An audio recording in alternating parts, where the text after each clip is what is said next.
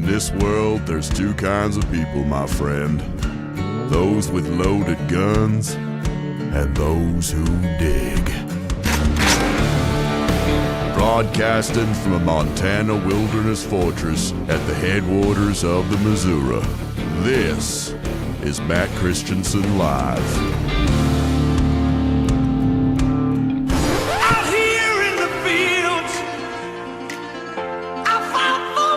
The man who once led the FBI, now indicted by a federal grand jury on charges of obstruction and making a false statement to Congress.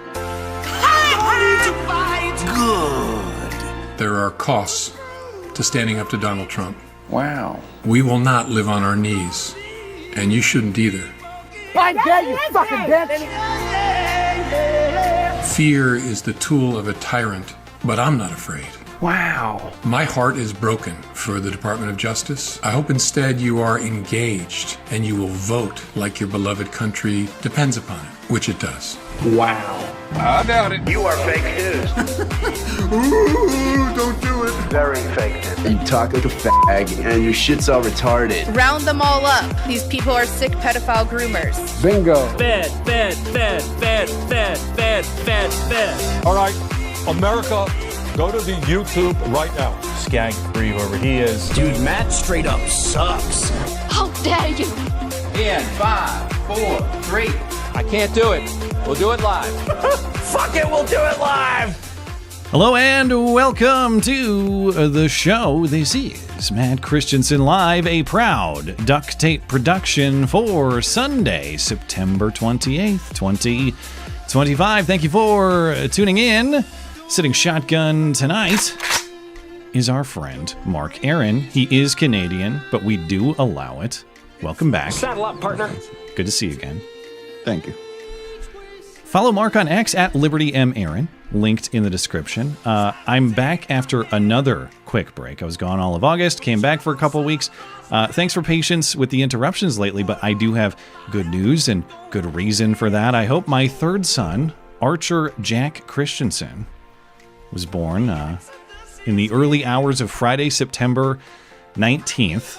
So a week back, a week and a couple days. Now, I botched the announcement. He was, in fact, born... Now, I'll be honest with you, Mark. He was officially born at 4:19 a.m. Okay. Not quite 4:20, but I rounded. Yeah. Though if someone wanted to check the birth certificate, they could fact check me on it. It's forgivable. If you were like 15 feet in that direction. Yeah. I still wanted to claim it. And there were a few tweet responses to this effect. And I was kind of hoping it would go that way. but no, he was not 6 pounds, 9 ounces. So he was 7'13". So I just missed the 420-69 baby. But rounding error. Yeah. If you want to say close enough on both counts, we'll allow it maybe. But beyond the time of the birth and, well, the weight we were all hoping for, I guess. I do have a funny story from the birth to close the show. But most importantly, my wife and I were very thankful and grateful that this was a quick and easy delivery.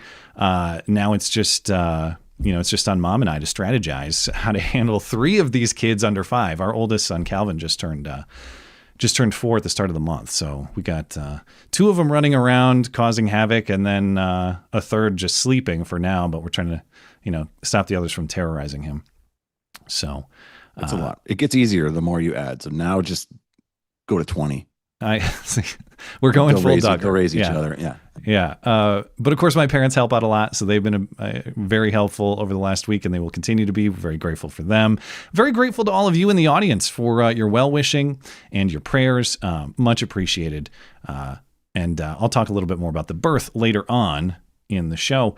But as far as tonight's show, no guests tonight. I'm going to resume guests coming in on Sundays as we get back into regular schedule now, and we're going to be back on regular schedule. So again, thanks for patience with all the interruptions lately, but I'll be back at it Sundays and Wednesdays, 9 Eastern, and we'll be here each and every week and back on full schedule going forward. But otherwise, in the news tonight, terrible attack committed at a Mormon church in Michigan earlier today. We'll get to that momentarily.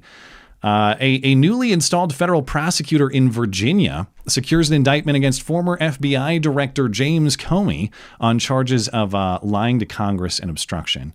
And I don't know if you heard much of it this week, Mark, but the same people who weaponized the DOJ for years are now warning us of the implications of a weaponized DOJ. It's kind of like the people who warned us about the implications of censoring Jimmy Kimmel.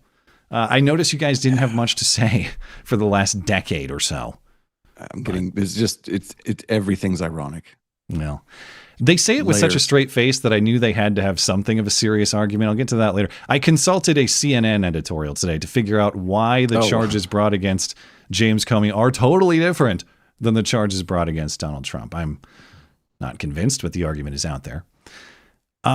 Another left-wing shooter attacks an ICE facility in Dallas. Or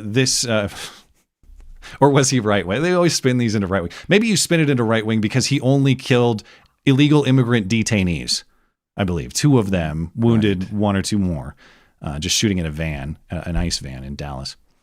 They're always right-wing for the first 48 hours. Yeah, well, they change their stripes. Yeah, the kid who shot Charlie Kirk was a right-wing groyper who was actually a tranny chaser, and then this guy was right-wing because he went there to shoot detainees in ICE custody, I believe is the official story. A new report says there were hundreds of undercover FBI agents on January 6th. We'll get into that. Google and YouTube, speaking of the censorship over the last decade that nobody cared about until Jimmy Kimmel got suspended for a little bit of time, Google and YouTube admit to Biden-influenced censorship and pledge to stop, at least that's what Jim Jordan on the Judiciary Committee said, until people who were banned tried to create new YouTube accounts pursuant to their new policy, and they were banned within 12 hours of doing so. So good luck. Yeah, we'll let you back unless we don't like you. It's a limited program, YouTube is saying. Right. So we'll see who qualifies. Plus hoax hate. And again, to close the show, we'll get to my story from the hospital after my wife's birth. To tease the story a little bit, I had a comedic episode with a seemingly feminist pediatrician who saw our newborn son about the day after his birth. So we'll get to that later. But before we get into the news, we got to say hello to our friendly listener-owned business for the evening. That is our friends over at Kineo Mountain Woodsmithing. These are high-quality, handmade, premium hardwood cutting boards, charcuterie boards, serving trays, and more, all of which are great gift options or the perfect piece to class up your kitchen or anywhere else in your home. Blake at Kineo Mountain Woodsmithing made me a cutting board engraved with my channel logo. It looks amazing. It's been a part of our kitchen for a long time now. Has not aged a bit. And in addition to the quality, that's the best part about Kineo Mountain's products. They're fully customizable, not just in materials, but in engravings too. So if you'd like to personalize a gift just like that, that can be arranged. Or if you have any other custom hardwood project in mind, no matter how big or how small, Kineo Mountain Woodsmithing can make that a reality for you. Just get in touch at kineowood.com. All Kineo Mountain Woodsmithing products are made in Colorado from premium domestic hardwood sources. Kineo Mountain Woodsmithing is the absolute highest quality woodworking that will last you forever. Listeners of this show get 10% off all Kineo Mountain Woodsmithing products and services using promo code MATT10 at checkout. That's promo code MATT10, 10% off everything at kineowood.com, kineowood.com. And as always, don't forget to check out the many fine offerings from our friends at Hero Soap Company as well. Bar soap, liquid soap, shampoo, conditioner, and more, including, of course, my signature scents, Timberline and Old West. Great smelling, all-natural products, and a portion of the sales benefit military and first responder charities as well. 10% off all of it at herosoapcompany.com. Promo code MCListener. Promo code MCListener. 10% off everything at herosoapcompany.com. Well, into the news that matters, Mark. Now, this show, of course, is your leader for sports names that sound like slurs. Kniga. Luke Nigaman. Diego Fago. And there's one player who nearly qualifies for that category. This is Seattle Seahawks star wide receiver Jaxon Smith-Njigba. But that J is doing a lot of work to protect the announcers from getting fired when they say his name. Now, this event, coincidentally, is not actually about his name. He just happens to be the player that this particular analyst is talking about. This is former NFL tight end Tony Gonzalez, a host on Amazon's Thursday Night Football, describing what Jaxon Smith-Njigba does all over the field. He does what? That was what he did the best, but he can do it all. He's been coming all over the field. He's got to catch over 40 yards in all 3 games this season, and he's getting it done right now for this offense. And with the new quarterback, so of course Gino had some success. That's disgusting. That's Richard Sherman's face, which I think everybody was having the same feeling when he said it. It's a bizarre way. Now, I know what he means, Mark. He runs all over the field with skill and football prowess. I thought he was referring to the tight ends, or I don't know. There's too many like borderline homoerotic names for things in football. As far as I've seen, Jaxon Smith-Njigba has not been asked after the game if he in fact does that all over the field. So I don't know. For Richard Sherman looks skeptical, but maybe Tony Gonzalez knows something that we don't. It's a new play. Now, of course, the Blitz. Everyone left, right, and center. We were talking about this before I was on break in August, and inquiring minds still want to know. We're still waiting for the Epstein files, lost forever on Pam Bondi's desk. Are you still talking about Jeffrey Epstein? Of course, first they were real, and they were soon to be released. We had the influencers showing their binders at the White House. Then they became a hoax, a Democrat hoax. Now I guess it's just stop talking about it until it goes away. So you're not going to see the Epstein files anytime soon. But Trump is offering something else for your consideration. Have you considered, Mark, the Earhart files? Are you excited about the Earhart files? I am now. Okay. Well, on Friday, Trump said that all remaining classified files on Amelia Earhart and her famous 1937 Earhart. Wait, what? So, is there another one? Earhart. What I thought maybe it'd be a new one. Oh, I guess she's the one and only. Never again. It's just yes, it's that Earhart. It's like a Hitler that's just stopped after. I guess I don't know any other Earharts. I don't know if she has the same reputation as Hitler, but yeah, I think it's slightly better of fame, maybe marginally more stupendous. So all the files on Miss Earhart, was it Miss or Mrs.? Was she married? I don't even know. I don't know.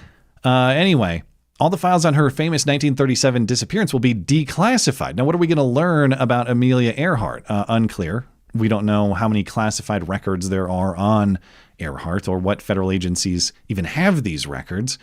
But at least you can get excited for some sort of files that start with an E. So that's progress. That's like a little bit closer to the goal. What would it be? She disappeared. What's there to... We need Don Lemon to come up with like a really imaginative black hole type scenario. Now, here's the question. Do you think maybe I don't know what's in the files. Nobody does, or what they are, or where they're stored. Names, do you think lots of names. If there, let's say there is Amelia Earhart airplane footage, cockpit footage, do you think that will be of higher quality than the 2019 Epstein jail footage with the famous missing minute? It'll be the entire flight until anything happened, and then just missing minutes. Earhart was she was GoProing. Were there cameras? Were there cameras? I assume she was GoProing on the flight, and it cut out the second that she started to in true government record fashion. Mm-hmm. Anyway, much more important news. Breaking news out of Grand. I was informed by email today that it's Grand Blanc. I don't know this town in Michigan, so I'll take the emailer's word for it and say it's Grand Blanc and not Grand Blanc, Michigan, but it's spelled like Grand Blanc. Grand Blanc.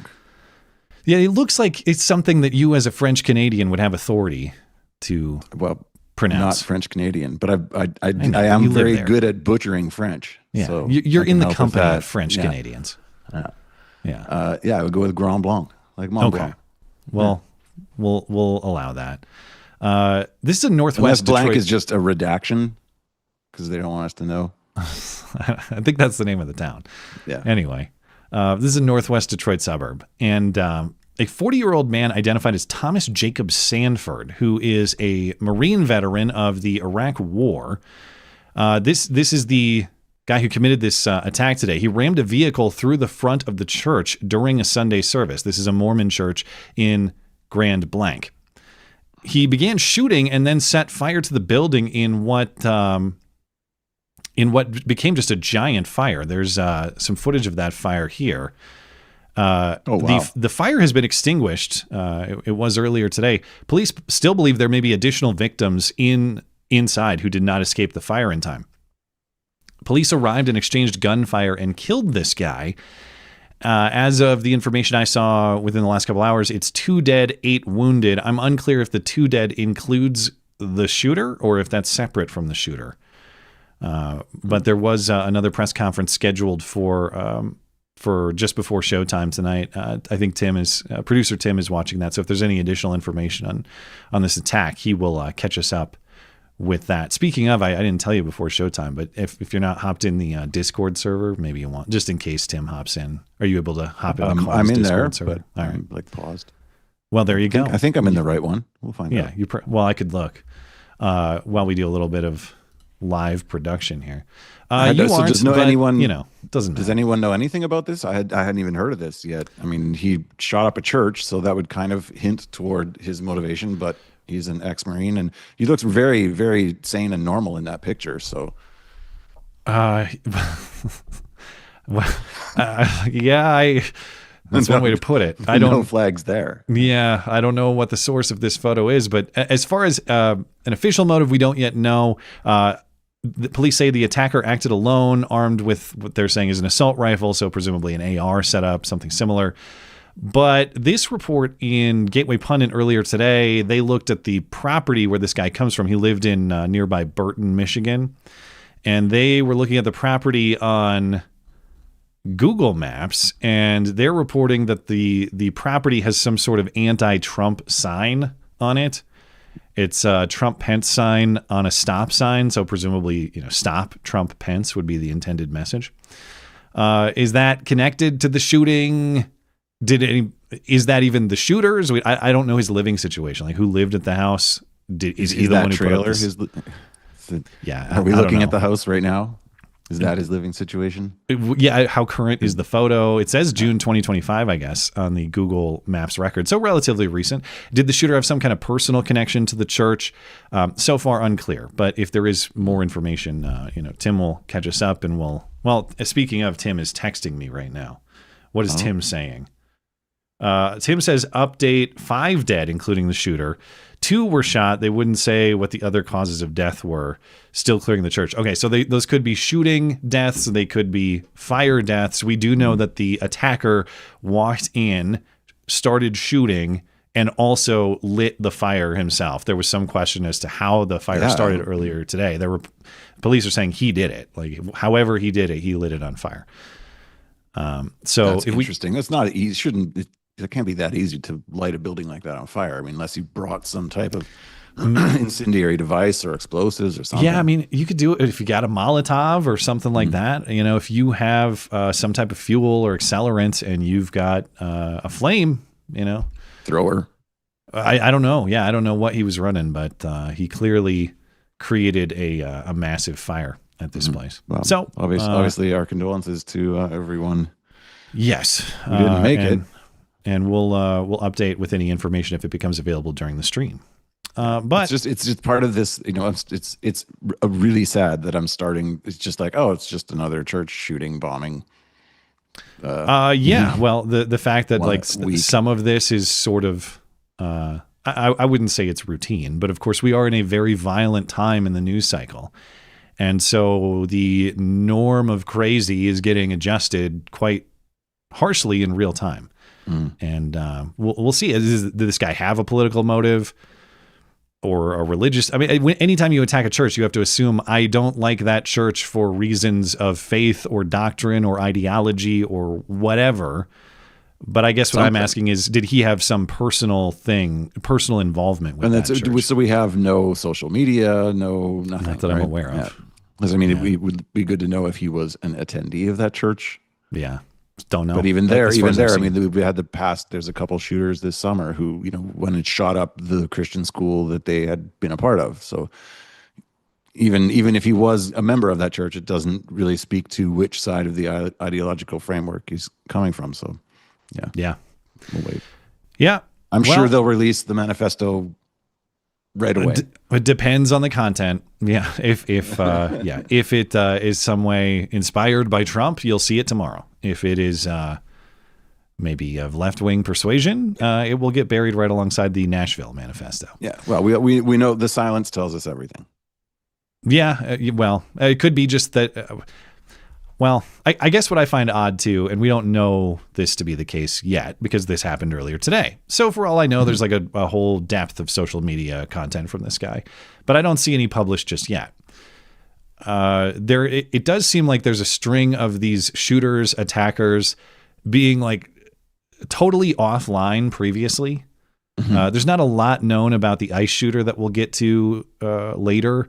Of course, you had Thomas Crooks, the attempted Trump assassin last summer, who was just apparently never seen before that event. Yeah. I've never heard of the internet. You've got Robinson, the Charlie Kirk shooter, who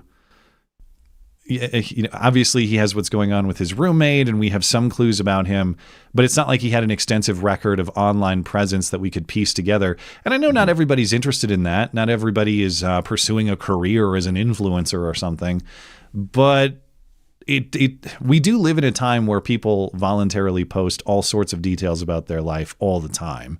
And somehow we're seeing guys who, like, as you're saying, somehow that's like the only available photo of this man from Facebook in 2006. Yeah. Yeah. But it's just, and we're supposed to believe that people are getting crazy radicalized without being online. That's a bit of a stretch for me. Like that's probably where the majority of radicalization is. Like, okay, you're either online or on a campus. I'm sorry. Yeah. So we'll update the story as more information becomes available. Of course, the big news this week is the indictment of the former FBI director, Jim Comey, right up against the statute of limitations on Friday. So newly appointed federal prosecutor for Eastern Virginia, Lindsay Halligan, secured a grand jury indictment of former FBI director Jim Comey on charges of lying and obstruction. And this after Trump fired Eric Siebert, who was the former prosecutor in that district, who had resisted bringing charges. Reportedly, Eric Siebert had looked at the Comey case and thought, I don't think this is a good case to bring. I'm not confident I can secure a conviction. The evidence or the case is thin. I'm not doing it. And so Trump fires the guy, replaces him with Lindsay Halligan. And we'll talk more about Lindsay Halligan in a moment. But as far as the charges that what the content of the charges are, they surround this alleged lie that Comey told to Congress during testimony on September 30th, 2020. So again, right up against the 5-year statute of limitations. If these charges were attempted to be filed on Wednesday this week, no, they're invalid. So obviously there's an urgency that was applied here. Or they could make a special exception where they open up the statute of limitations by like 30 years so people could bring new trials against political opponents. Because what does it take to do that? I don't. Does that require like an act of Congress or how? I don't know. Well, I'm referring to the crazy Eugene Carroll. Right. I think they did it in New York. So I think it was a state thing. So I have no idea. But it's possible. Yeah, wasn't there some of that in the Stormy Daniels thing too? Because that was back in like 2015, 2016. Somehow they shoehorned that through too.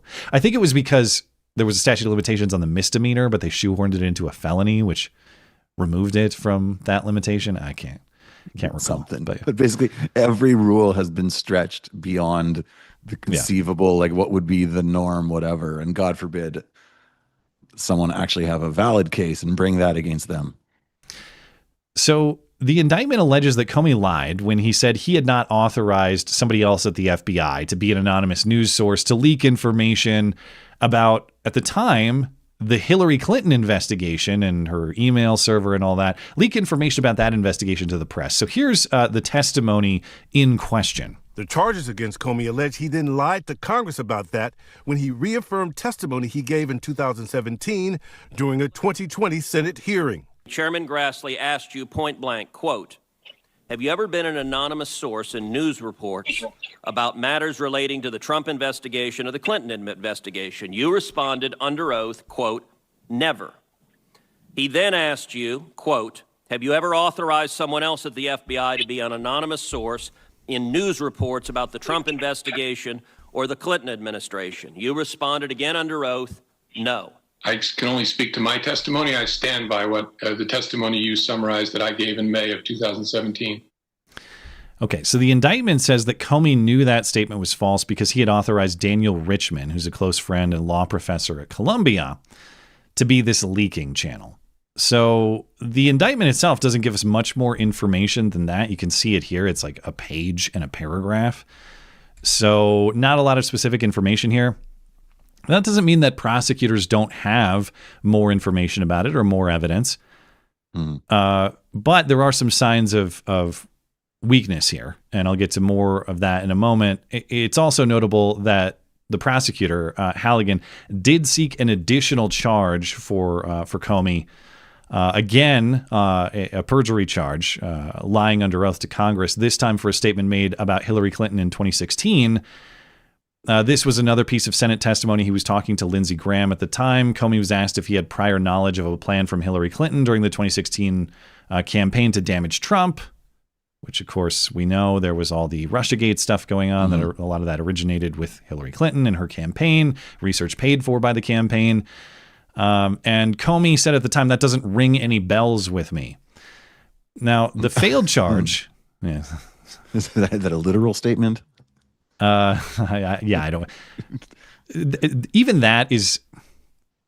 I think everybody doubts the credibility of that statement. But when people say things like "I don't recall" or they get more artful, like "doesn't ring any bells," it's very hard to prove perjury or knowingly lying when the statement is about one's own recollection. You know, like "I don't remember." It's not a statement of fact. It didn't happen. It's I don't recall it happening.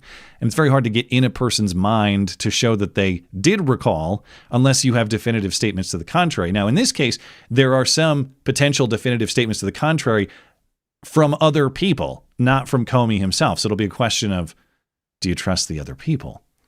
Right. The failed charge here, and when I say that, I mean the prosecutor, Halligan, tried to bring this second perjury charge. She tried to secure that through the grand jury and failed. It's called a no true bill, I think is the technical term. But that is a bad sign for the prosecution and for this prosecutor. Grand jury proceedings, of course, are handled by prosecutors only. There is no defense at a grand jury proceeding. Right. Getting an indictment requires only a majority vote from the grand jury, which is why charges are almost always secured. Grand jury proceedings by design are one-sided, a lower burden than conviction. A grand jury proceeding is stacked for the prosecutor by the prosecutor. And so if the prosecutor fails to secure the charge, that's a bad sign. That's weak. Right. Isn't the phrase like that you could indict a ham sandwich with a grand jury? Yes. It's not like you've been found guilty of anything. It's basically it's not just that that the deck is totally stacked for the prosecutor. It's that the prosecutor exercises discretion on which charges to seek. So if the prosecutor believes that it's unlikely that he or she in this case is going to secure that charge, you don't have to bring it, and so you don't. Anyway, again, none of this means that Comey is innocent or that that there's no way that this is going to be convicted at trial. It's just there are signs of weakness here that have to be acknowledged. And that's not to say it's not weakness on the matters of fact necessarily. It looks like prosecutorial weakness, and that could reveal itself later if this case goes to trial. But anyway, hopefully not. I heard Trump mentioning that at least on the first charge that that he did specifically lie, and if someone definitely lied on the first charge, I'm all for it. Go after him, even if you can't get him. Just make these guys' lives hell. Do what they did to you. It's going to be interesting because somebody lied between McCabe and Comey.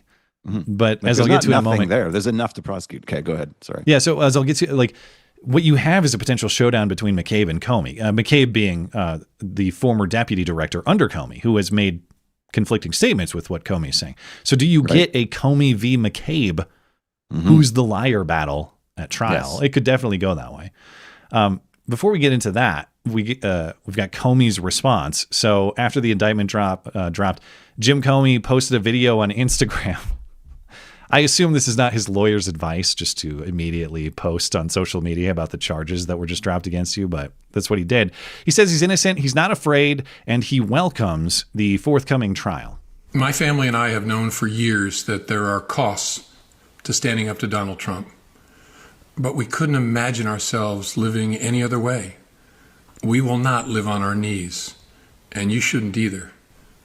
Somebody that I love dearly recently said that fear is the tool of a tyrant, and she's right. But I'm not afraid, and I hope you're not either.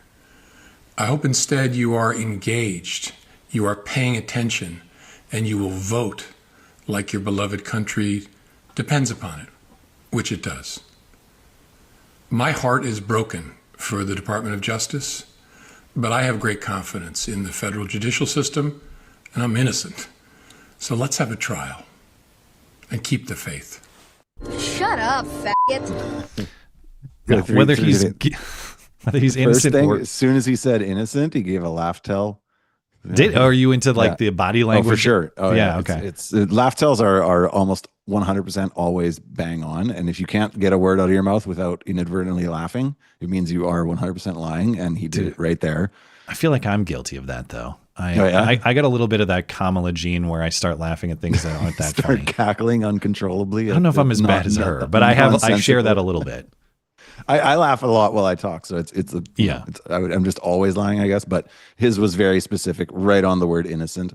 And it's funny because he started the thing with like, "I've always known there are costs to standing up to Trump." What costs?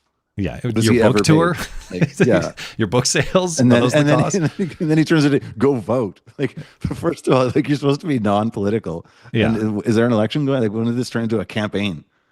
Well, and that's whether he's guilty or innocent. There are no sane people who buy these warnings about a weaponized DOJ, and there are more I want to get to in a moment. But yeah, your point on voting, vote like your country depends on it.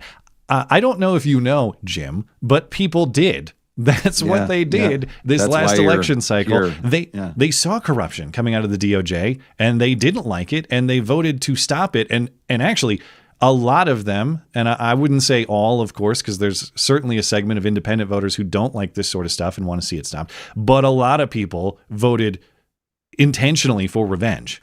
Like, yeah, this prosecution is political. Yeah, it's revenge, and we don't care. We think we want that.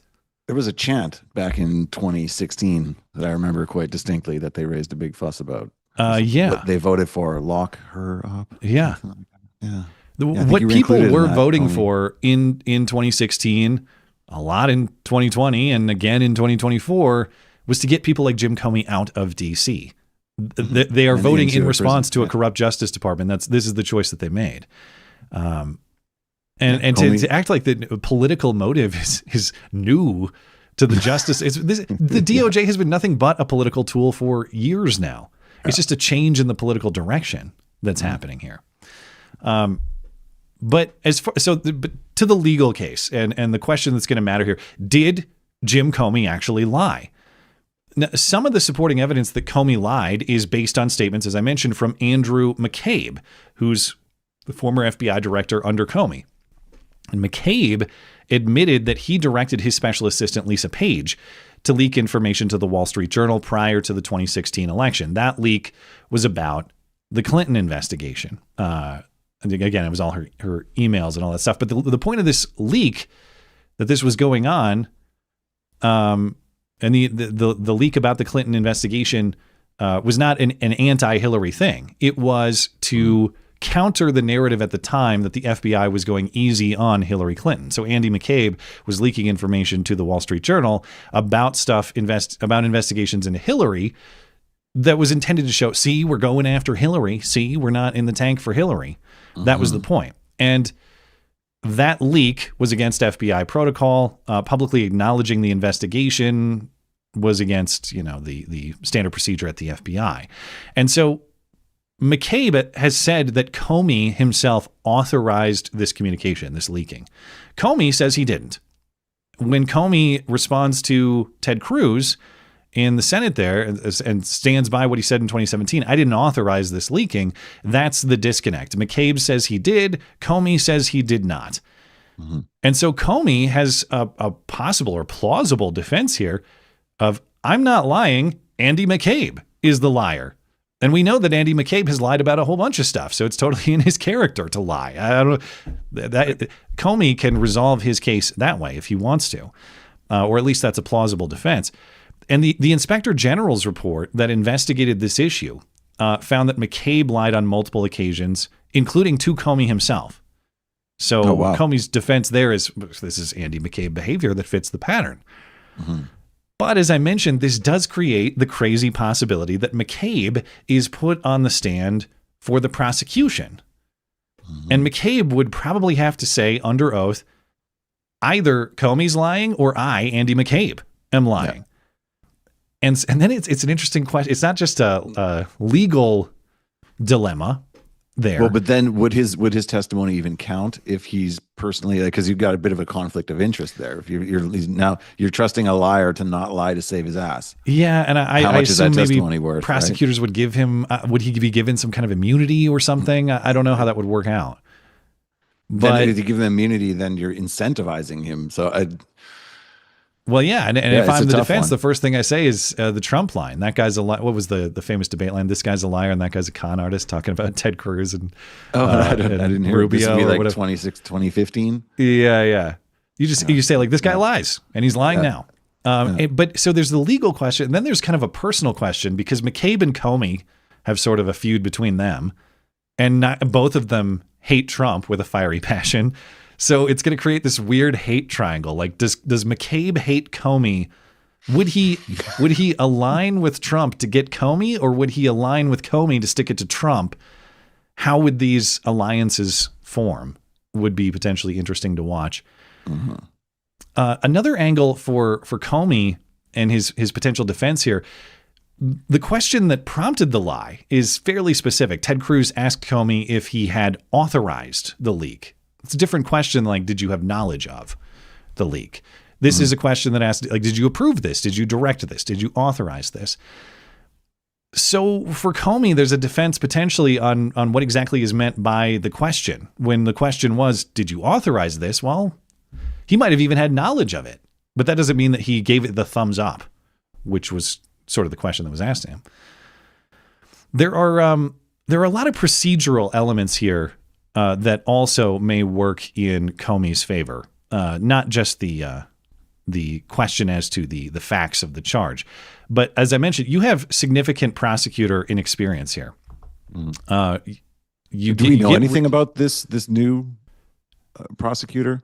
What she has, like, literally zero, any success, zero prosecutorial experience or criminal defense experience.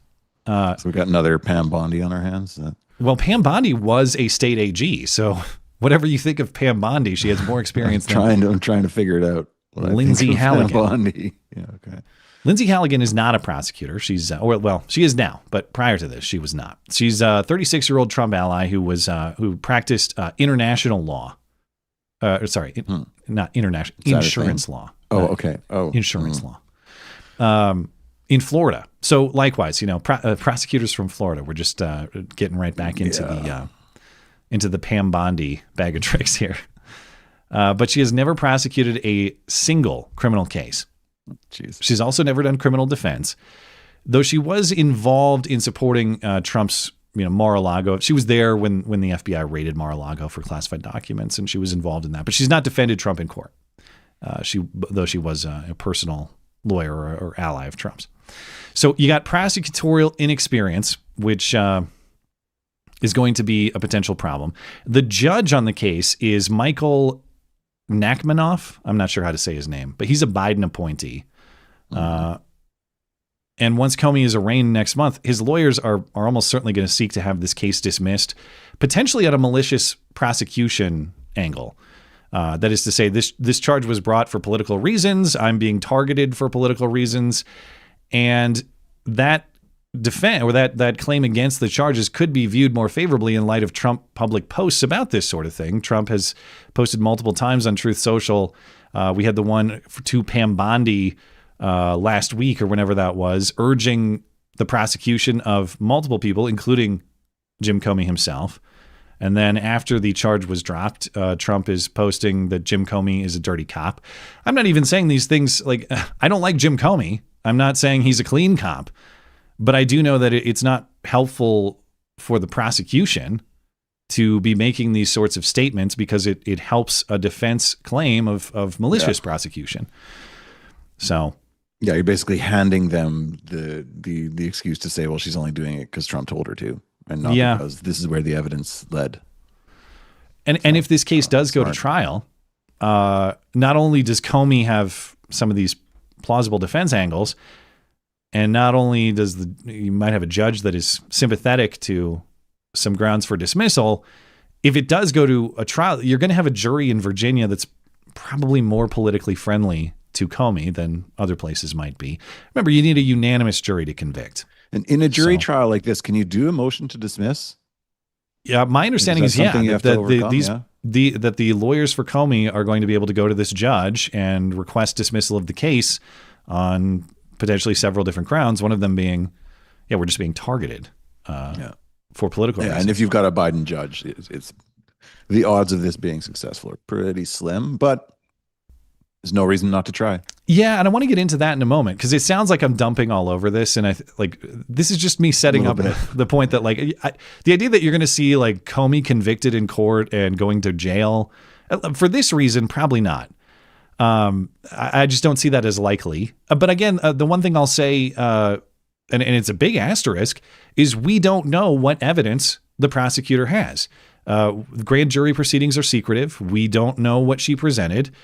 It could be much more than what's in this indictment that we've seen. I'm skeptical that there's some big bombshell in there because this lady showed up like 2 weeks ago and doesn't have experience in this arena.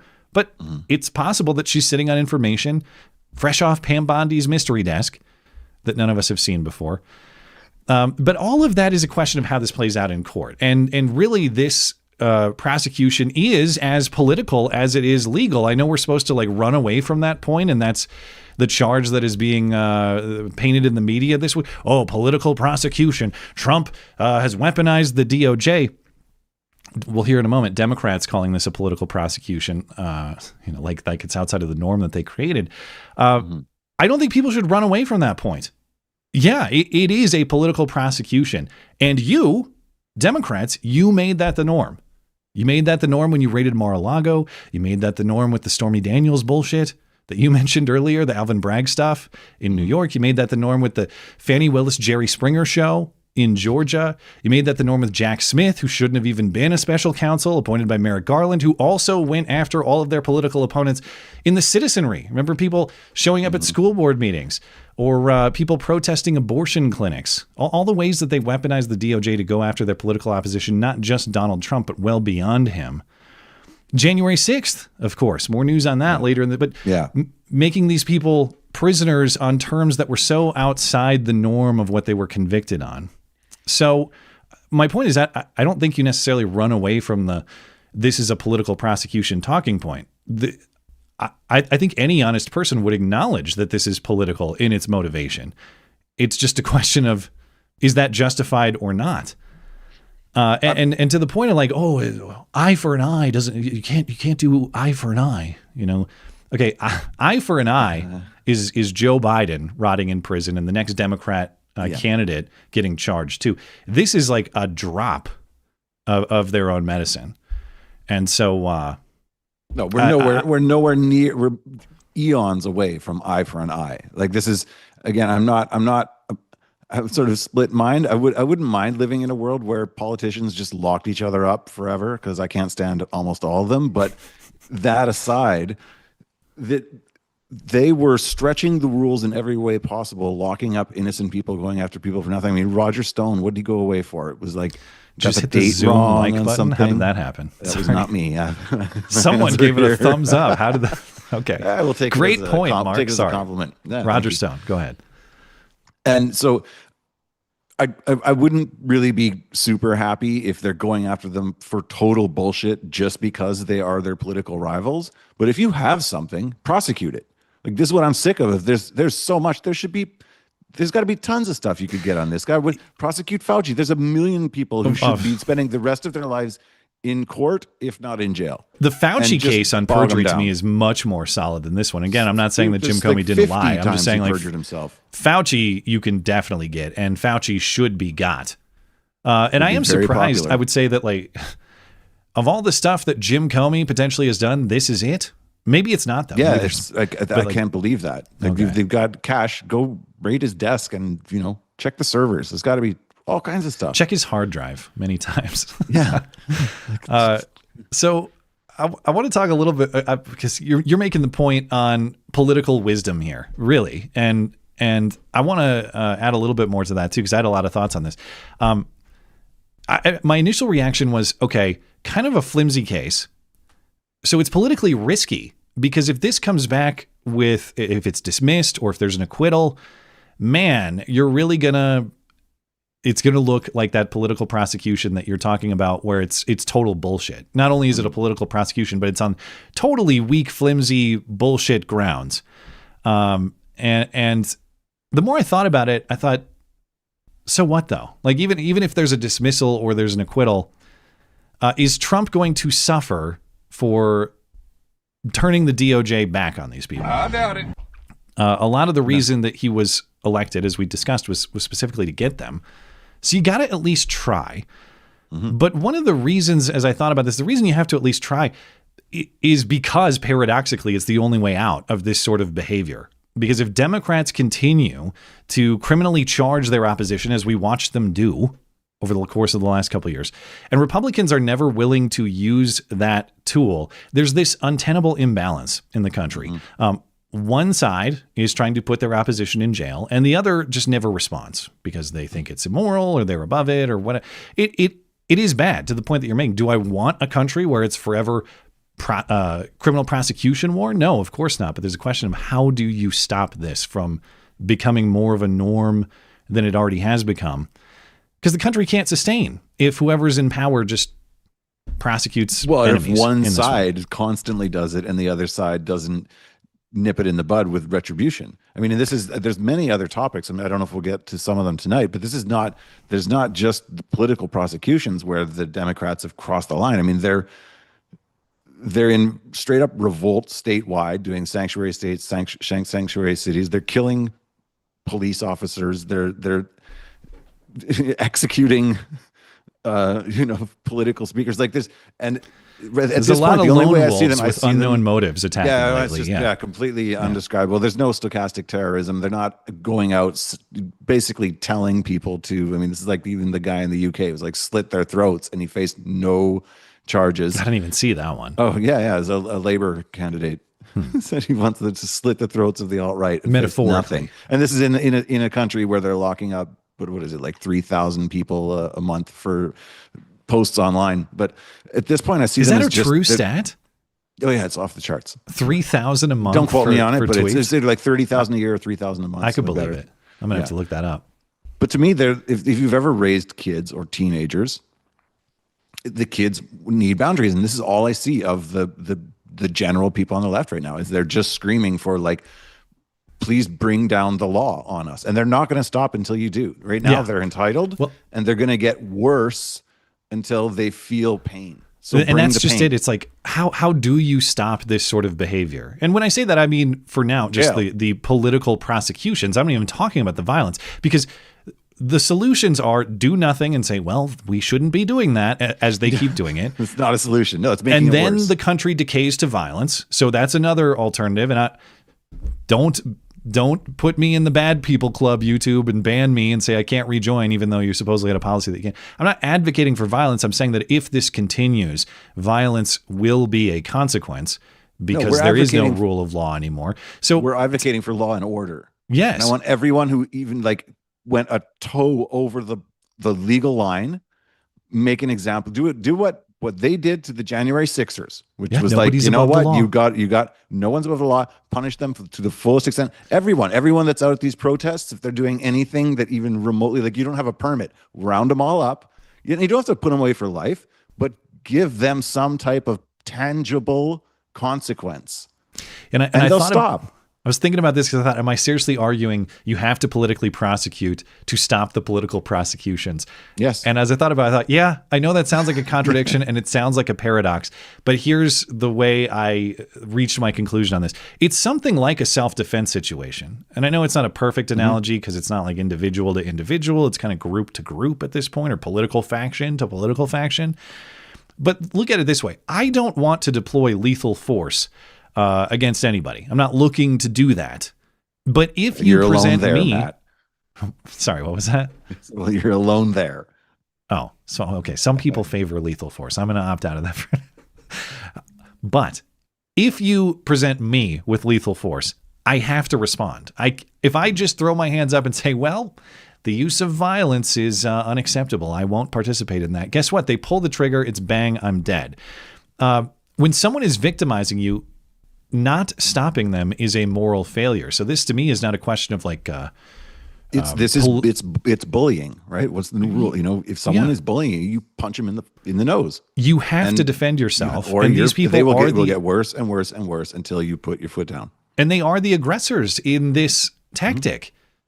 And so you have to defend in the same way that physical force is generally not advisable and you would like not to deploy it. If someone is punching you in the face and they won't stop, you have to stop them with force. When people bring force and they refuse to stop, force is the only available option. The force in this case is through the law. I'm not talking about use the law, but you're obliged to use force. If you don't, it's like the fool me twice, shame on me. Once someone has hit you multiple times, if you don't respond in a way that's going to either stop them from hitting you or injure them back in the same amount, then it's on you. At this point, you're asking for it. I'm sorry. So you could say that my analogy there is broken. It's not actually self-defense. It's just revenge. Okay, call it whatever you want. But I think the point that you're making, Mark, is the one that I share. That is to say, if you want this to stop, this seems like the most reasonable and humane tactic available. Yeah, because doing nothing is not a path to get it to stop, and violence, every moral person would like to avoid. Yeah, no, I think I had a thought today. It was like, okay, the people who locked you out of your business and in your home, shut down your church, forced medical experiments on children, are calling you a fascist. Oh my God! Yeah, whatever you do, don't subject them to the law and order. How terrible. Yeah, well, I noticed the talking point resurfacing. Nobody's above the law. So I guess we'll find out how serious they were about that. And of course, isn't that one of Alinsky's, one of Saul Alinsky in Rules for Radicals, one of his 10 rules is make them live by their standards. Yeah. And that's what they did to us. Do it to them. Take every tweet, use it in court. This is what they said. There you go. So Democrats are busy warning us that, the consequences of political prosecutions. Which, this week was kind of like Charles Manson or some serial killer reminding me of the immorality of murder. Thank you, but it's hard to take you seriously. So, but anyway, it's not just hard to take them seriously in the reasoning. I suppose it's that, like, the way they say this with a straight face, I can tell they believe it, which is astounding to me. But or they're very, very good poker face liars. Maybe I'm reading it wrong. You're the body language expert, Mark. You can tell me. But I'll go through the arguments in a moment. I'm not going to do like a whole montage of these Democrats, but I saw a couple. I just want to bring attention to them. On MSNBC, Connecticut Senator Richard Blumenthal warns everyone that now that Trump is prosecuting his enemies, Democrats may try it themselves because, what goes around comes around. God forbid. What comes around goes around.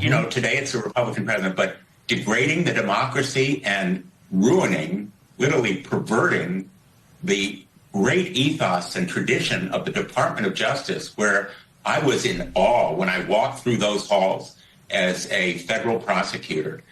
I think it's time for Republican colleagues to say enough is enough, and we are going to push them and do it hard. That's a big game, man. Richard's going to push you hard, Mark. Yeah, do it hard. But yes, imagine a situation in which Democrats weaponized the courtroom for their political purposes. What kind of country would it be then? The answer is one that elects Donald Trump in response, the one that we live in. Yeah. But even the idea, what goes around comes around. No, No, it's what comes around goes around, Matt. Whatever he said. What went around came around from you to all you. over the field. Yeah, right, just like Jaxon Smith-Njigba. Right.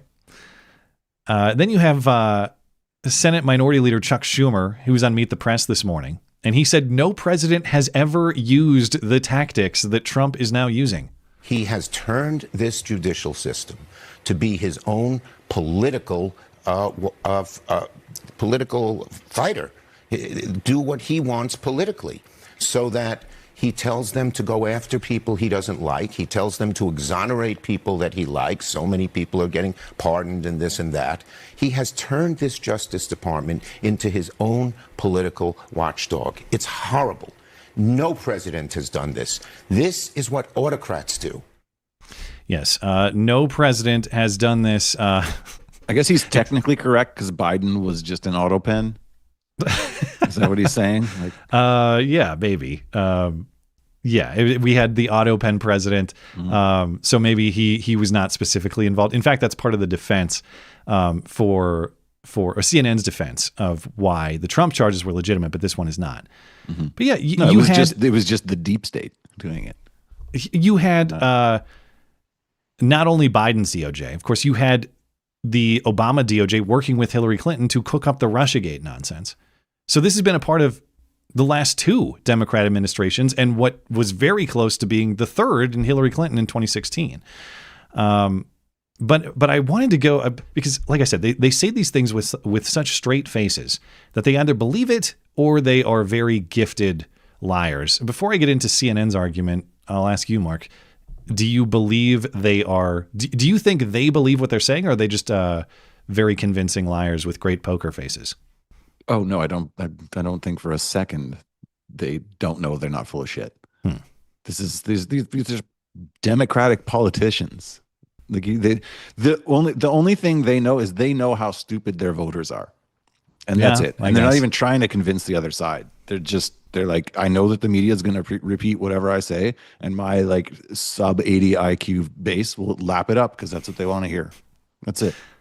I had to go to the source because if I'm going to even entertain the idea that these people believe what they're saying, I need to read the argument. I need to understand the perspective. So I went to a CNN editorial by Aaron Blake titled, "Why the Comey Indictment is Different from the Biden DOJ's Indictment of Trump." And reading through it earlier today, it is dozens of paragraphs to say, from what I can tell, just two things. Number one, it's different because Trump is pretty much saying this is political. Trump is publicly saying on Truth Social and elsewhere that he wants these people prosecuted. Now, Biden rarely or never made such statements. In fact, this piece says that there is no real evidence that Biden played a role in indicting Trump. Well, there you go. There's your defense on the auto pen presidency. He played no wasn't role. even there. I thought it was just going to be, it's different because Trump is a fascist. Well, maybe. No. It's different because Trump is kind of the second argument, but yeah. Did you know he's orange? Yeah. Biden didn't play a role. His people clearly played a role. So this argument that I guess the best I can give this argument is like, okay, Biden didn't say anything while other people stabbed people. He just, he watched the stabbings and he stayed quiet. But as though that tells us that he had nothing to do with it.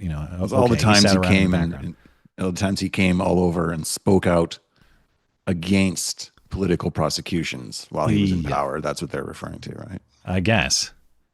And then the second point is kind of the but Trump argument that you referenced. They're saying that the cases against Trump were stronger in terms of the evidence. It points to successful prosecutions of Trump allies and, of course, Trump's conviction in New York in the Alvin Bragg, Stormy Daniels nonsense case. Now, on this point, they say, look how many Trump allies were convicted. You think all of that is just ginned up? When they say that, I don't think that makes the point that they think it does. They're saying, look at the volume. That means they're legit.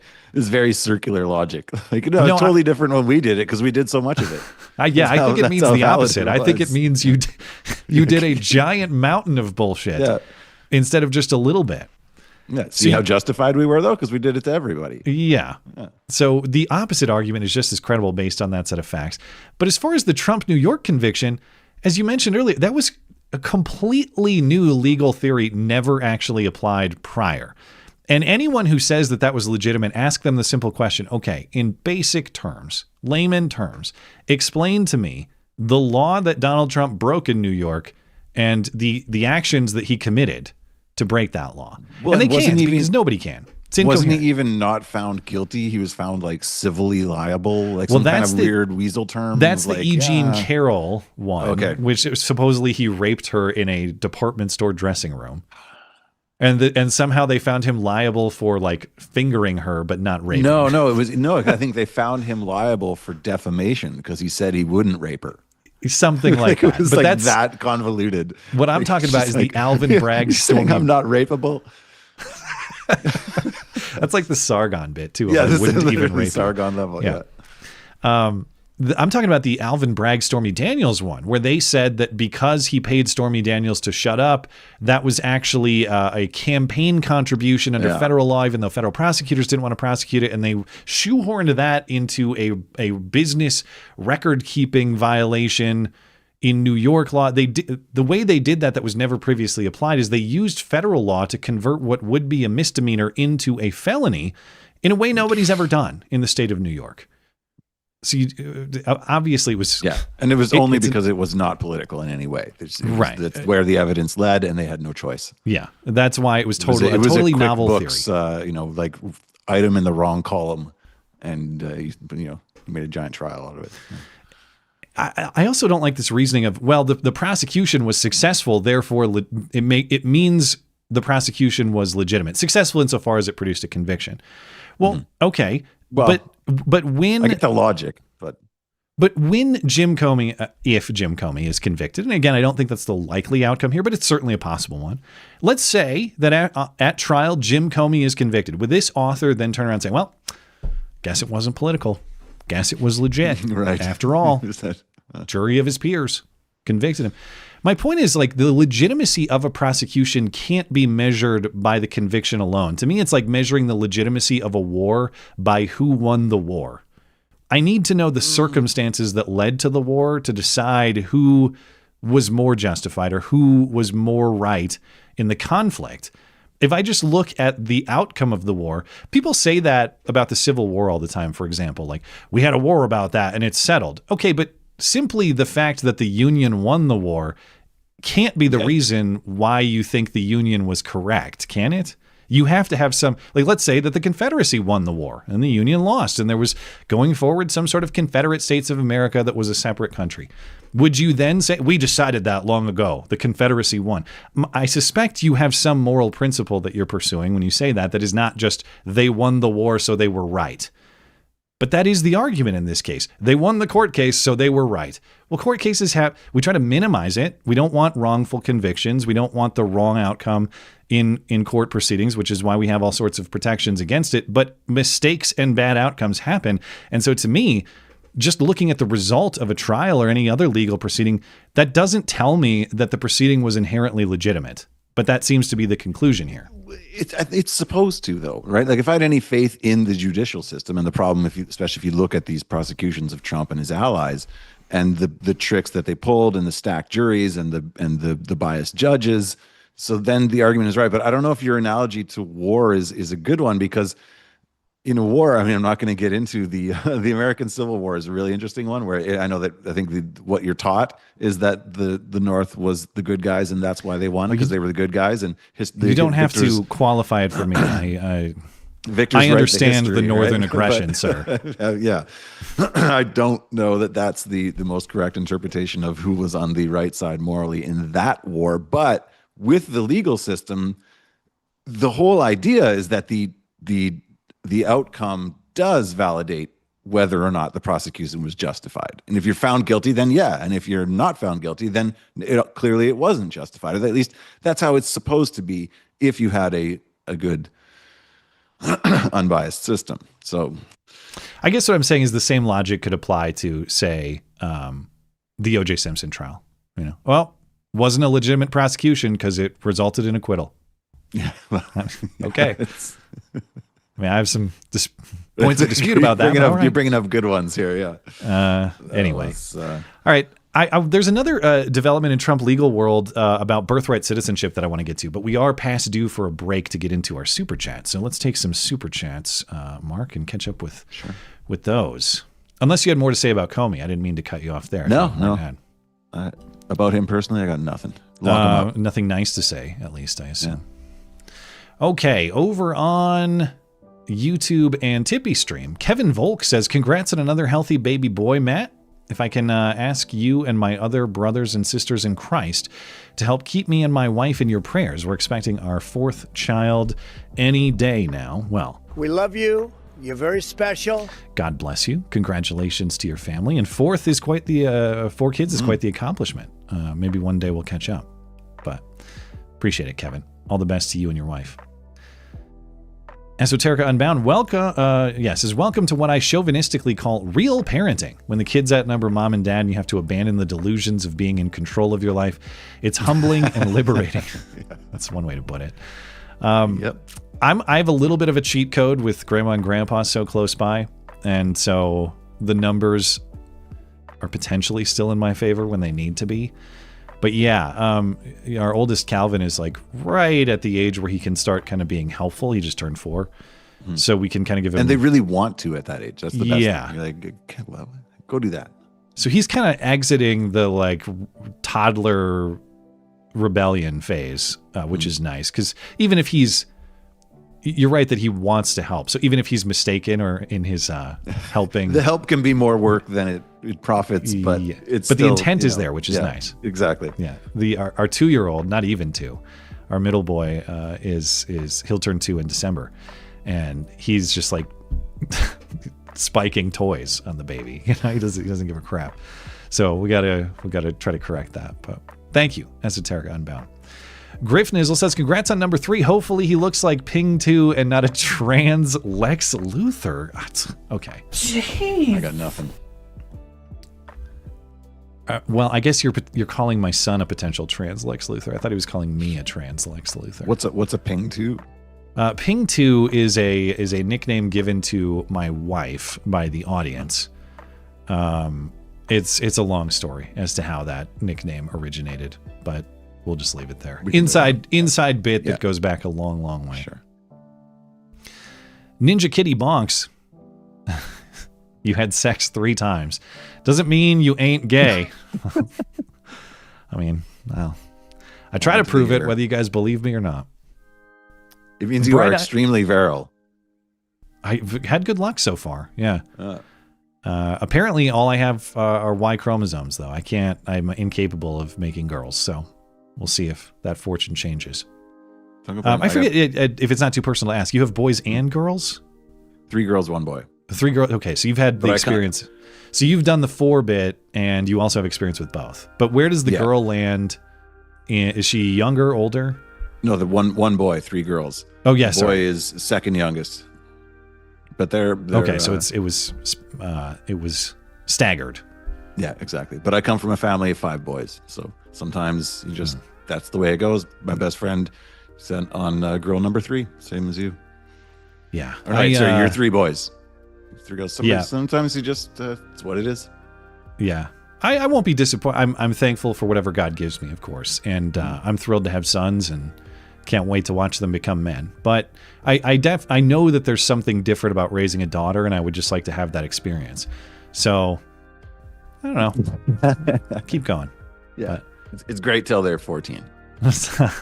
And then there's about a decade there where it gets a bit sketchy. I'll enjoy, her from her birth till she's, 10, 11, 12. And then I'll become disciplinarian guy and or male suitor chaser. Yeah. Shotgun. And then I'll enjoy her once again when she has built a family of her own.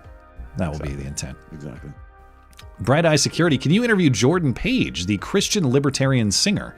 He would be a great guest. I don't know this person, but I'm open to guests on the show, and we'll get back into bringing different people on going forward now that we're back on schedule. Do you know Jordan Page, Mark? No. All right, I'll have to check it out. Kay Drake, can't watch tonight, heading to the hospital for the birth of our fourth child. Another birth of fourth child here. I'll catch the show later while I'm not sleeping at night. Well, we love you. You're very special. Likewise, it seems like that's the trend there. But congratulations to you and your family, Kay Drake. I'm glad to hear it. God bless you, and all the best with your forthcoming birth. Foo Cough Creative, getting past the YouTube censors. Congrats to Beta Matt on his first Gen Beta baby. That's right. I forget what the cutoff is, but now there's Gen Z, there's Alpha, and then now it's Beta, right? So yeah, I think it just started this year. I don't know. No idea. I don't know. It's the weird thing is they seem to be getting shorter every generation. I feel like that our grandparents, it was like 25 years, and then the last one was like 15 years. So I don't know how time is actually speeding up. Yeah, it's very bizarre. Oh no. I had an ethical dilemma the last stream I did 2 weeks ago, Mark, and I don't know. I assume you followed the Charlie Kirk assassination, yeah, of course, generally, and so you're familiar with what was inscribed on the shooter's ammunition, right? Mm-hmm. So Spencer Cox, some of it I didn't get it all, but I like catch this fascist and then weird memes shit. Do you recall the governor of Utah, Spencer Cox, saying this? You are gay, LMAO. No. He wrote on the ammo, if you read this, you are gay, LMAO. Yeah, but apparently that's something that they say to each other on Reddit all the time. It's something in his gamer meme bit that he was doing.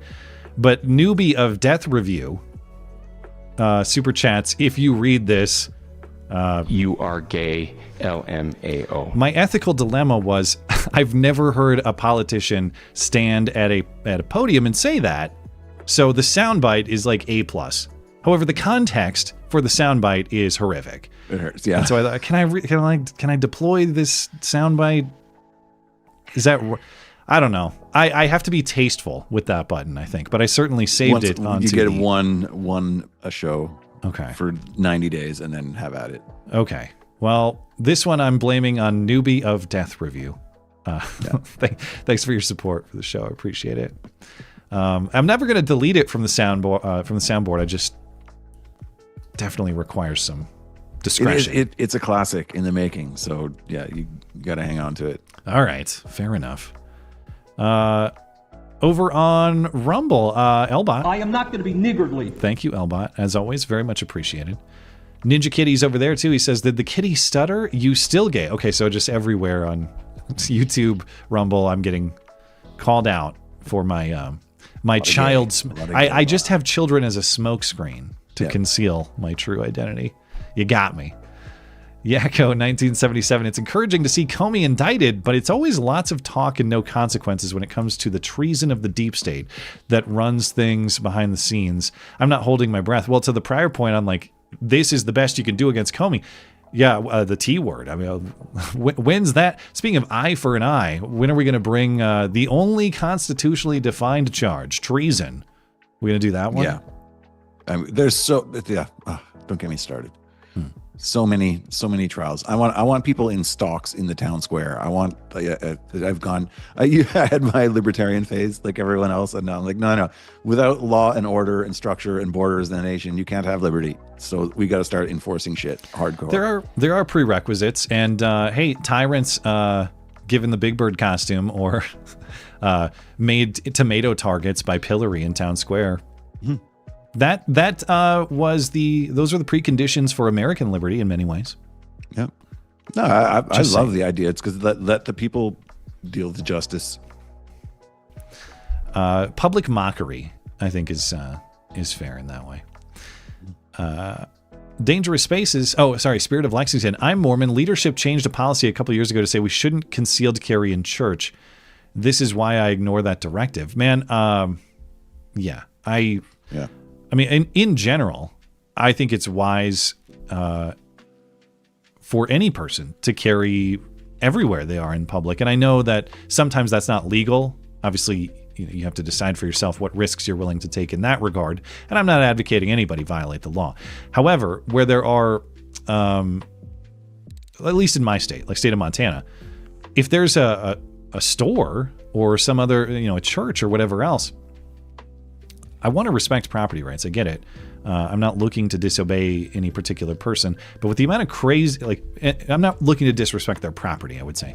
But with the amount of crazy that is out there currently, and you know how what seems like a normal situation can turn deadly dangerous for you or the people around you in an instant in that way. I mean, yeah, if there's no legal consequence for violating the supposed rule, then I'm going to do what I think is appropriate to secure the safety of myself and my family. And if the property owners there determine they don't like that, they can ask me to leave. And if they ask me to leave, I certainly will. Mm-hmm. But as long as I'm not facing some kind of criminal conviction myself for this decision, I am going to make sure I'm able to protect myself and my family. And that's the decision that I've made on this stuff. And it sounds like you've probably reached a similar conclusion, Spirit of Lexington. But I will say too, churches freak me out in that regard as someone who started going to church in the last year. But by that, it's not anything against a particular church. I just mean it's a gathering of people with a particular ideological commonality that a lot of people don't like. So it's definitely a plausible target in the way that what happened in Michigan today might have been targeting. So I have similar thoughts about church attendance. This is not me discouraging people or trying to tell people it's dangerous at church. The opposite. I think everybody should go to church. I think it's great. But I definitely have safety worries about it. Yeah. Right now, yeah. How does that work? I mean, I'm assuming he said it was a dictum from the church. Sounds like to not bring a gun. But how does that work if you're in like an open carry state? Are private businesses allowed to say you're not allowed to have a gun in here if the state does allow you to be armed? It's private property, so they can set the rules.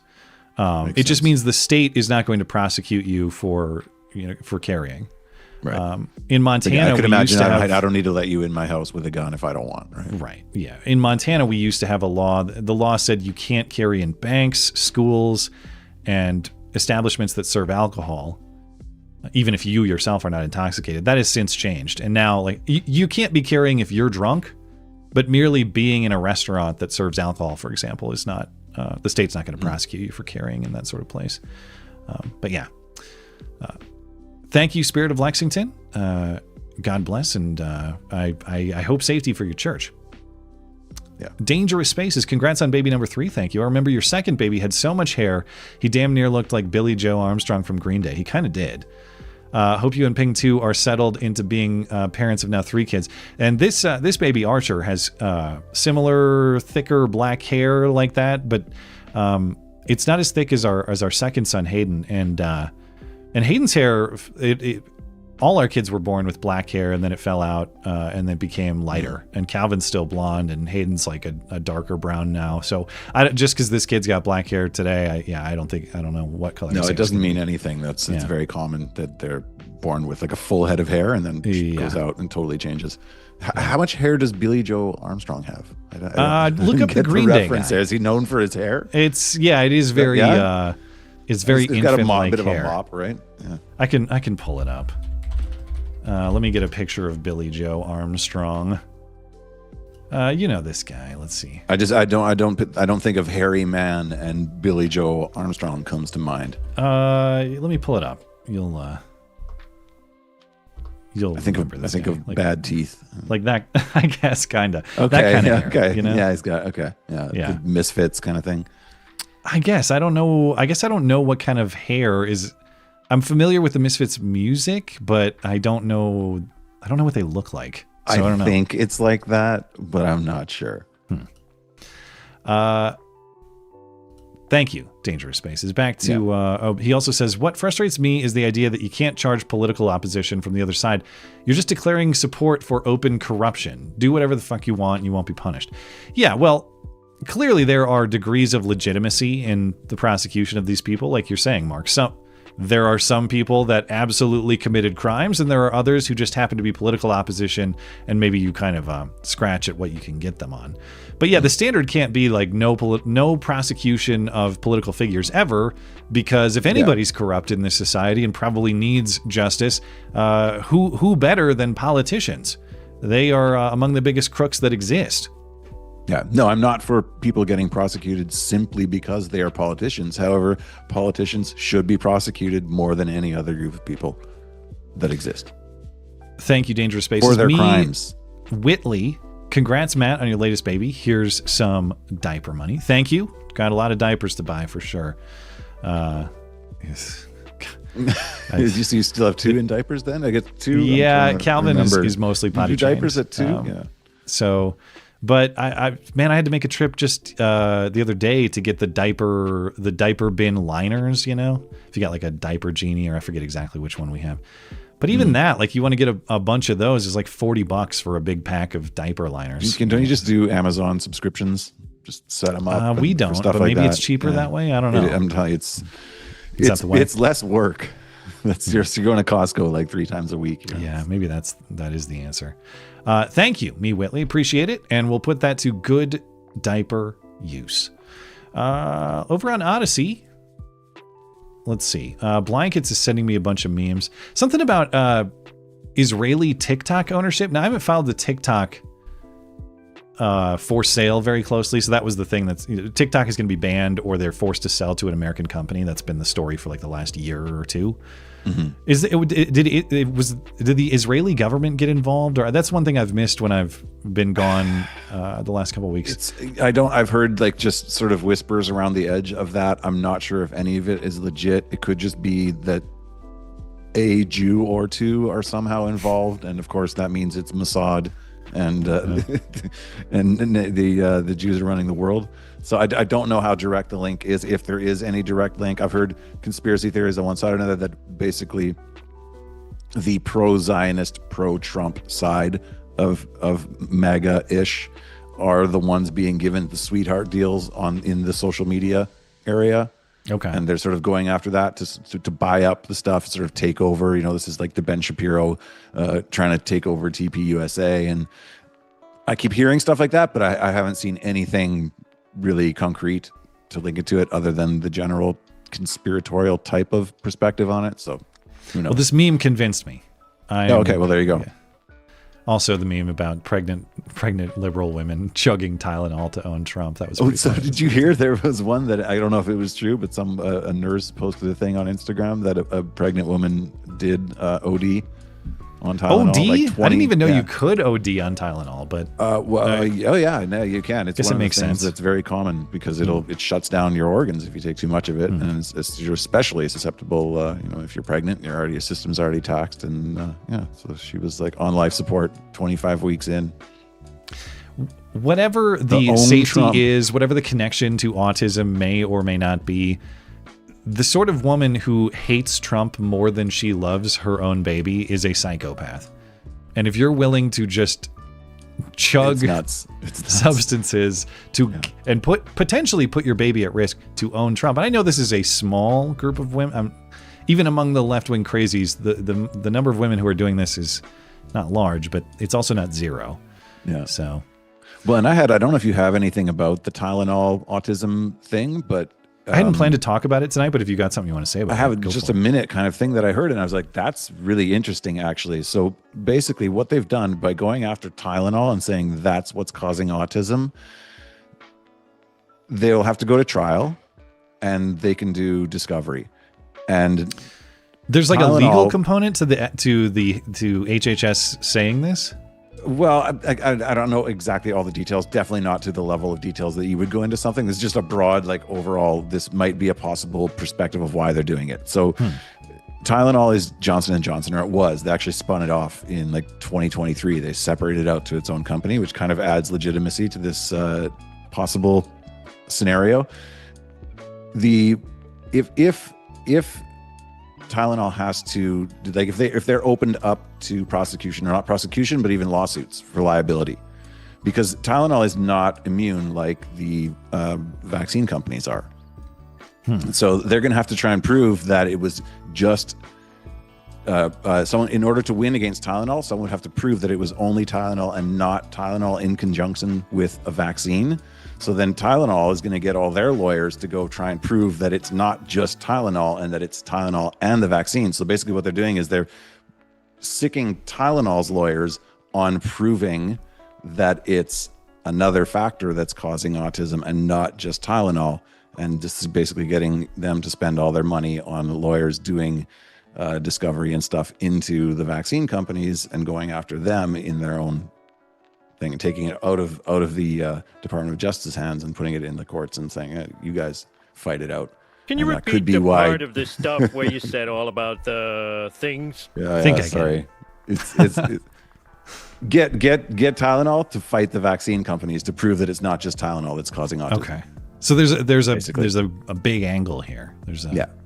Could be. And I was like, it makes sense. A foot. Yeah, actual. Just like bringing in the inexperienced prosecutor. You can't go after you can't go after the vaccine companies because they have blanket immunity. But if you go after Tylenol, then they're going to be motivated to prove that it's only them in conjunction with vaccines, and they're going to sick their lawyers on it. So could be interesting. All right. Hadn't heard that angle, so news to me. But I didn't follow this extremely closely this week. Blanket says, Matt, it was the only thing I heard. Do you have a favorite and least favorite cereal? I'm not actually a huge cereal guy, but frequent listeners of the show will know that there's only one cereal that matters, and that is Count Chocula. It's the greatest cereal ever created or that will ever be created.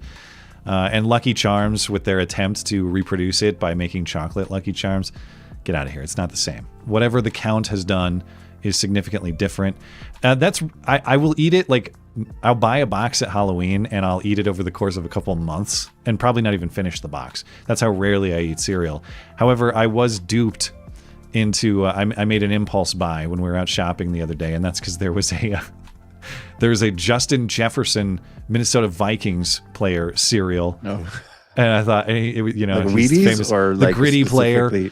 And he's got this. They put like these football players' signature cereals out, and he had one, and it was Cinnamon Toast Crunch mixed with lemon strawberry Cheerios. I thought, I gotta try it. Yeah, and it was fine. I Cinnamon Toast Crunch is fine. I've never had strawberry lemon Cheerios before.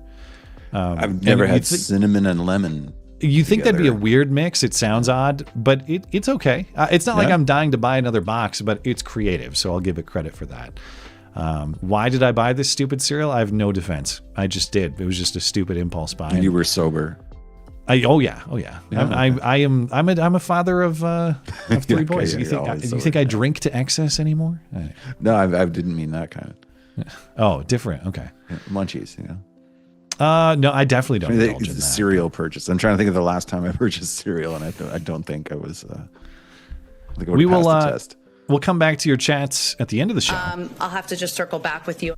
Thank you guys for supporting the show. Very much appreciated. But I got to get back into it, and I want to come back to another Trump legal topic as I get set up here, and that is what could be back before the Supreme Court, which is birthright citizenship. Very important legal question that the Supreme Court may now consider. So recall when he entered office, Trump issued an executive order limiting birthright citizenship. So birthright citizenship, of course, is the idea that if you're born here, you are a citizen simply because you were born here, even if your parents are. The worst idea ever of all time in history. Yeah. And it's made up. It's bullshit. It wasn't even. That's what I thought. Like, what is it? How was it an executive order? Like, what's the legal basis? Supposedly it's part of the 14th Amendment. And one of these privacy. Kind of, although it's a little more explicit than that. But birthright citizenship has been the legal standard in the U.S. for decades, and it's based on what I believe is a mistaken reading of the 14th Amendment. But the 14th Amendment, ratified after the Civil War, as you mentioned, it's the magical amendment where they find substantive due process and the right to abortion and the right to gay sex and the right to everything magical under the sun. Yeah. That's not the clause that is relevant here, though. The clause of the 14th Amendment that is relevant here says that, it was drafted and ratified to give citizenship to freed slaves, after the Civil War. And so it reads that people born here and subject to the jurisdiction thereof are citizens.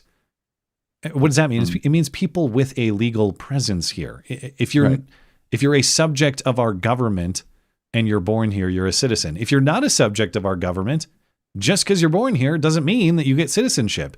And there's plenty of reason for this. This is not something I'm just making up. The 14th Amendment's language is based on the Civil Rights Act of 1866, federal law that came beforehand. And that law said that all persons born in the U.S. and not subject to any foreign power are citizens. That's what the language in the 14th Amendment means, not a party to another country. At the time, or decades later, actually, 1924, Congress also passed the Indian Citizenship Act of 1924, extending citizenship to Native Americans. Now, why would that be necessary if the correct reading of the 14th Amendment is that anybody born on U.S. soil is a U.S. citizen? Why did we, some 6 decades later, have to go extend citizenship to Native Americans by statute if they were already citizens constitutionally? That makes no sense. Mm-hmm. I've gone through these arguments at length. I'm not going to do that again right now. But the reason I bring this back up is because this question might be before the Supreme Court sometime soon. On Friday, the Trump administration formally asked the Supreme Court to review the constitutionality of Trump's executive order on birthright citizenship. So remember, Trump gets into office last January. He issues an executive order limiting birthright citizenship with a bunch of rules about who actually qualifies for birthright citizenship. And without getting into the details of those, if you were born here by 2 parents who just hopped the border, you're not automatically a citizen under this executive order. Now, of course, that executive order was immediately challenged. It went before the Supreme Court on procedural grounds earlier this year, and that was the decision that ultimately led to the crackdown on nationwide injunctions by district court judges. So we saw the court look at this on procedural grounds and limit what district court judges can do in terms of nationwide injunctions. But the Supreme Court back then, earlier this year, totally, it's not fair to say they ignored. They weren't asked to review the substance of the legal question, which is birthright citizenship a constitutional thing or not? Now, Trump is asking the court to review that question, the substance of the issue here. Is birthright citizenship a constitutional requirement, or is it not? This because several judges have struck down the constitutionality of Trump's order, and so we're going to need some sort of national reconciliation on this issue. And really, this is going to be a question, I think, that comes down more to Supreme Court Justice courage rather than ambiguity on the law. I think the intent of the 14th Amendment is very clear. It is not and was not about anchor babies. Okay. It was about bringing citizenship to freed slaves. It's very clear that there are multiple conditions required for citizenship: born here and subject to the jurisdiction of this country. It's not just to me born that here. phrase. To me, that phrase sounds explicitly exclusionary. Like unless you are someone under the American jurisdiction, then you cannot be. Yeah. So it's been twisted. The way it's been read is to say that, well, if you're here, you're subject to our jurisdiction. Why would they write the clause to read, if you're here and also here, then you're a citizen? Okay. Just say, so if you're here. And why would they write it unless it was exclusionary? Because it would be redundant. There'd be no point in even saying it if the only rule was be here. Then it's nonsensical. The question is, are the justices going to have the courage to reach the correct legal conclusion on this case? And that's if they even take it. They have not agreed to take it. Now, I can't imagine that they're not going to, because, again, to have competing, well, I guess I don't even know if there are competing conclusions in the lower court. I don't know that any court has actually affirmed the constitutionality of Trump's executive order. So maybe I guess the outcome here would be they refuse to take the case and let birthright citizenship stand nationally on some technical rejection grounds. I'm not sure how that would actually work out. But assuming that they want to establish national clarity on this, they will take it. And how is that going to play out? Well, in my accounting here, I think you can count on Thomas and Alito as solid bets against birthright citizenship for the reasons we just discussed. You can count on Jackson, Sotomayor, and Kagan to be solidly for birthright citizenship because they're insane and ideologically motivated. And that leaves Gorsuch. Sorry, go ahead. I said in foreign. Oh, well, yeah. I also think that I'm going to count Roberts in the birthright citizenship category because I think fundamentally over any ideological predisposition, Roberts is an institutional guy. Roberts doesn't like to rock the boat. And I know he did with the majority on overturning Roe v. Wade and some other things. So it's not inconceivable, but this strikes me as a major boat rocking for Roberts to join. So I'm going to count him in the birthright citizenship people. That leaves Gorsuch, Kavanaugh, and Barrett as question marks. Which are all question marks. Definitely. And you need all three to say, yeah, birthright citizenship is bullshit. And just on probability alone, I have a hard time predicting that all three of them are going to do that. I think if the Supreme Court takes this appeal, they are going to decide this 5-4, maybe 6-3 for birthright citizenship. I would love to be wrong on that prediction because I think the law and the history is actually very clear. And I think anybody who's honest about supposedly being faithful to the original intent of the law has to take that. The argument that anchor babies were the intent of the 14th Amendment is ridiculous. It does not stand basic scrutiny. This is the same court that not overturned Roe, but they did send it back to the states, right? But there isn't really something they could do like that with this. And if they refuse to hear it, it goes back to the status quo right now, which is Trump's executive order not being honored. Is that? Well, they did overturn Roe insofar as Roe established that there was a national constitutional right to an abortion. They said, no, there's not. And so that's why it's, states' right to regulate. So they did overturn it. Which was, in this case, that's ballsy, right? Like that's as ballsy as doing this. It's probably comparable. Yeah. I mean, it definitely rocked the boat in a similar way. But here's the thing that I think here's why I think this is a more significant boat rocking. It's a lot of practical considerations. And again, I don't think you decide cases based on practical difficulty of implementation. There's a correct and an incorrect legal answer, and it's the court's job to pursue that. However, with abortion, sending it back to the states is pretty simple. Like, yeah, the state will make it illegal on this day going forward, and anybody who does it gets prosecuted. The birthright citizenship issue has retroactive questions that have to be asked. That is to say, what about the anchor babies that were born last week? Like, is citizenship that was based on being born here valid as long as it happened a week ago, but going forward it's not? What do we do about all the people who have citizenship supposedly because of birthright if birthright citizenship was incorrect, an incorrect understanding the whole time? I think legally you'd have to let them keep it because you can't prosecute things retroactively. At least it just seems like morally dubious to do that. However, were it up to me, I would revoke all of them. I mean, if you're looking at, I look like Canada, the U.S., every place where mass immigration is just destroying Western civilization. I don't think that citizenship should be something that can be granted or earned or purchased or even given in any way. It should be your grandparents were born there, therefore you can be a citizen. If not, you're a visitor with no rights. Go and back you can to stay, where you but came you gotta from, invest. okay? Yeah. All right. Yeah. Mark or 14. stay, but you don't get to vote. You don't get social services. You don't get any of the rights. You know, this is the Heinleinian. It's the guy who wrote Starship Troopers. But even there, service guaranteed citizenship. For me, it's like no, it's inherited only, and it's grandparents. That way, it's come an if you interesting want, question. And you're going to sacrifice something. I have philosophical questions about countries getting established. Then but they're all established. There's enough of them. I just mean okay, I don't have a right to come to your country unless my grandparents were born there. But what if I just conquer your country? Who's right? No, you have the right to come, but you just don't get to get to hold political office or vote or use certain social services. I see. That's all. You can stay here. It just costs you something. I don't see a problem with that.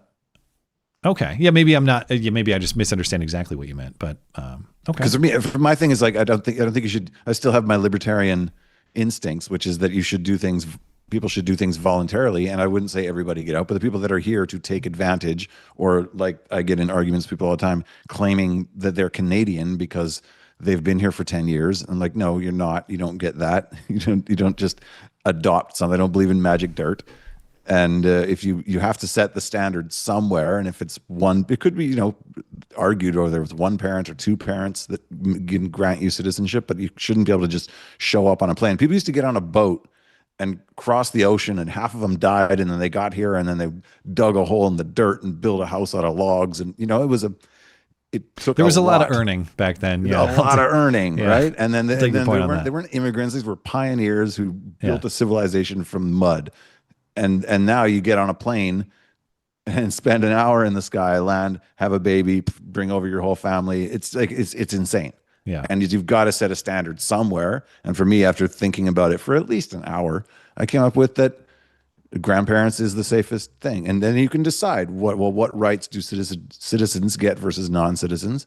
You don't have to force anybody out, but remove the incentives for people to come here and for Gibbs. Well argued, Canadian Hitler. We appreciate your contribution. The only other point I wanted to make on U.S. birthright citizenship, I forgot to mention this in some of the legal technicalities. You'll see people say, oh, the Supreme Court already decided this. Haven't you ever heard of the case of Kim Wong-ark, that Chinese guy back in like 1898? Nope. It is true that there was a prior Supreme Court decision around that time, 1898, about this guy, Kim Wong-ark, who was born to Chinese immigrants in San Francisco and then left the country and tried to come back, but was denied on the basis that he was not a citizen. And it was challenged on birthright citizenship grounds. Now, he won that case, but there's an important distinction with Kim Wong-ark, and that is that Kim Wong-ark's parents, who were from China, immigrants from China, they were lawful permanent residents. We've never had the Supreme Court consider the question of straight up anchor babies. Like your parents came here illegally and you were born here to illegal immigrant parents. The Supreme Court has never considered that question. Now, maybe you want to argue that there's no legal distinction between lawful permanent residents and illegal immigrants in terms of birthright citizenship. I think that's bullshit. But the point is, the Supreme Court has not considered that question. So this will be new territory for them if or when they decide to take it up. So we'll see how that goes. And I can't wait for the Ketanji Brown Jackson opinion in that one. Anyway, do you have any other thoughts on that? GPT. No, I'm just wondering, was this like during the Chinese Exclusion Act, or I guess it would have been after? It was. Okay. Yeah, I believe that was the reason he was denied. Mm-hmm.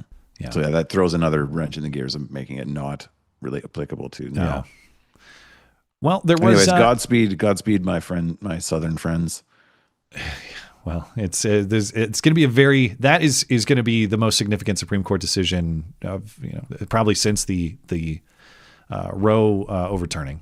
And I guess they've had a lot of major ones too. I mean, we've had issues of presidential immunity and all sorts of stuff coming out. I mean, there's been highly consequential legal decisions from the court in the last few years, but this one will be major if and when they take it.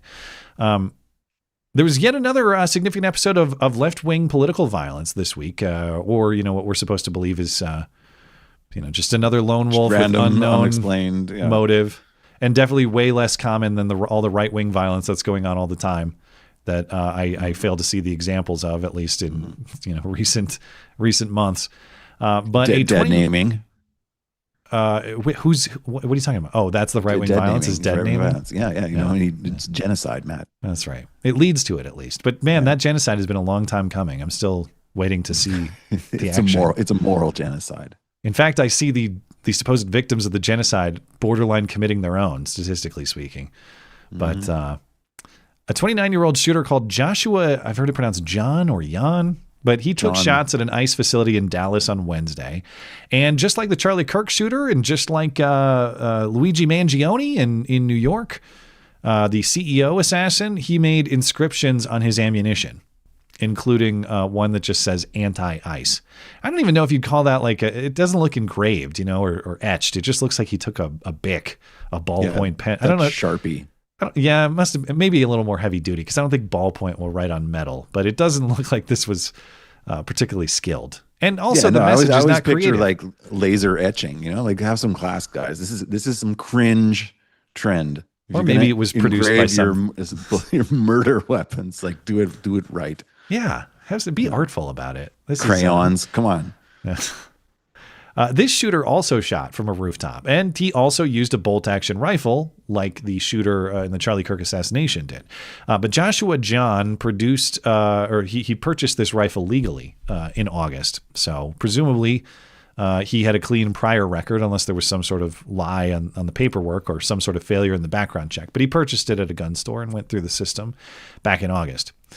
He apparently was just shooting randomly insofar as he didn't have a specific person as a target, or maybe he's just a terrible shot. Investigators say he was targeting law enforcement, as in ICE, but he hit detainees, presumably people with birthright citizenship. That's who he hit.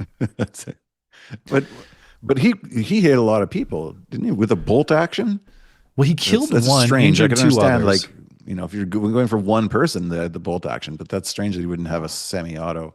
He must have had a little bit of time because he killed 2, he hit 1, and he also hit a bunch of windows on the building. So he was up there for a little while. But I don't know how much time it took because then he killed himself. And did he have a handgun? Did he bolt action rifle himself? I don't know how he shot himself, but he shot himself dead on the scene.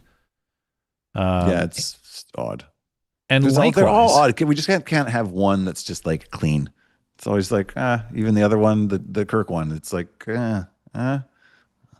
Yeah, well, as you were saying earlier, there's just not a lot known about this guy prior either. He had a like his most recent work record was like installing solar panels in 2019. He also sold weed, but he had a criminal.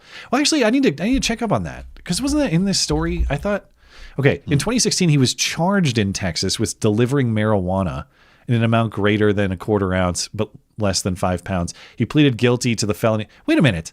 Then how did he buy the gun legally? Yeah. I read that he bought the gun legally. If he pled guilty to a felony charge, then he's a prohibited person. He can't have the gun. So I have conflicting information on this guy. But to the prior point, there's not like a wide history or anything we can learn about this guy beyond he installed solar panels and sold weed or delivered weed or something. And even his own brother is saying, "Oh, I don't know. He was not a political guy.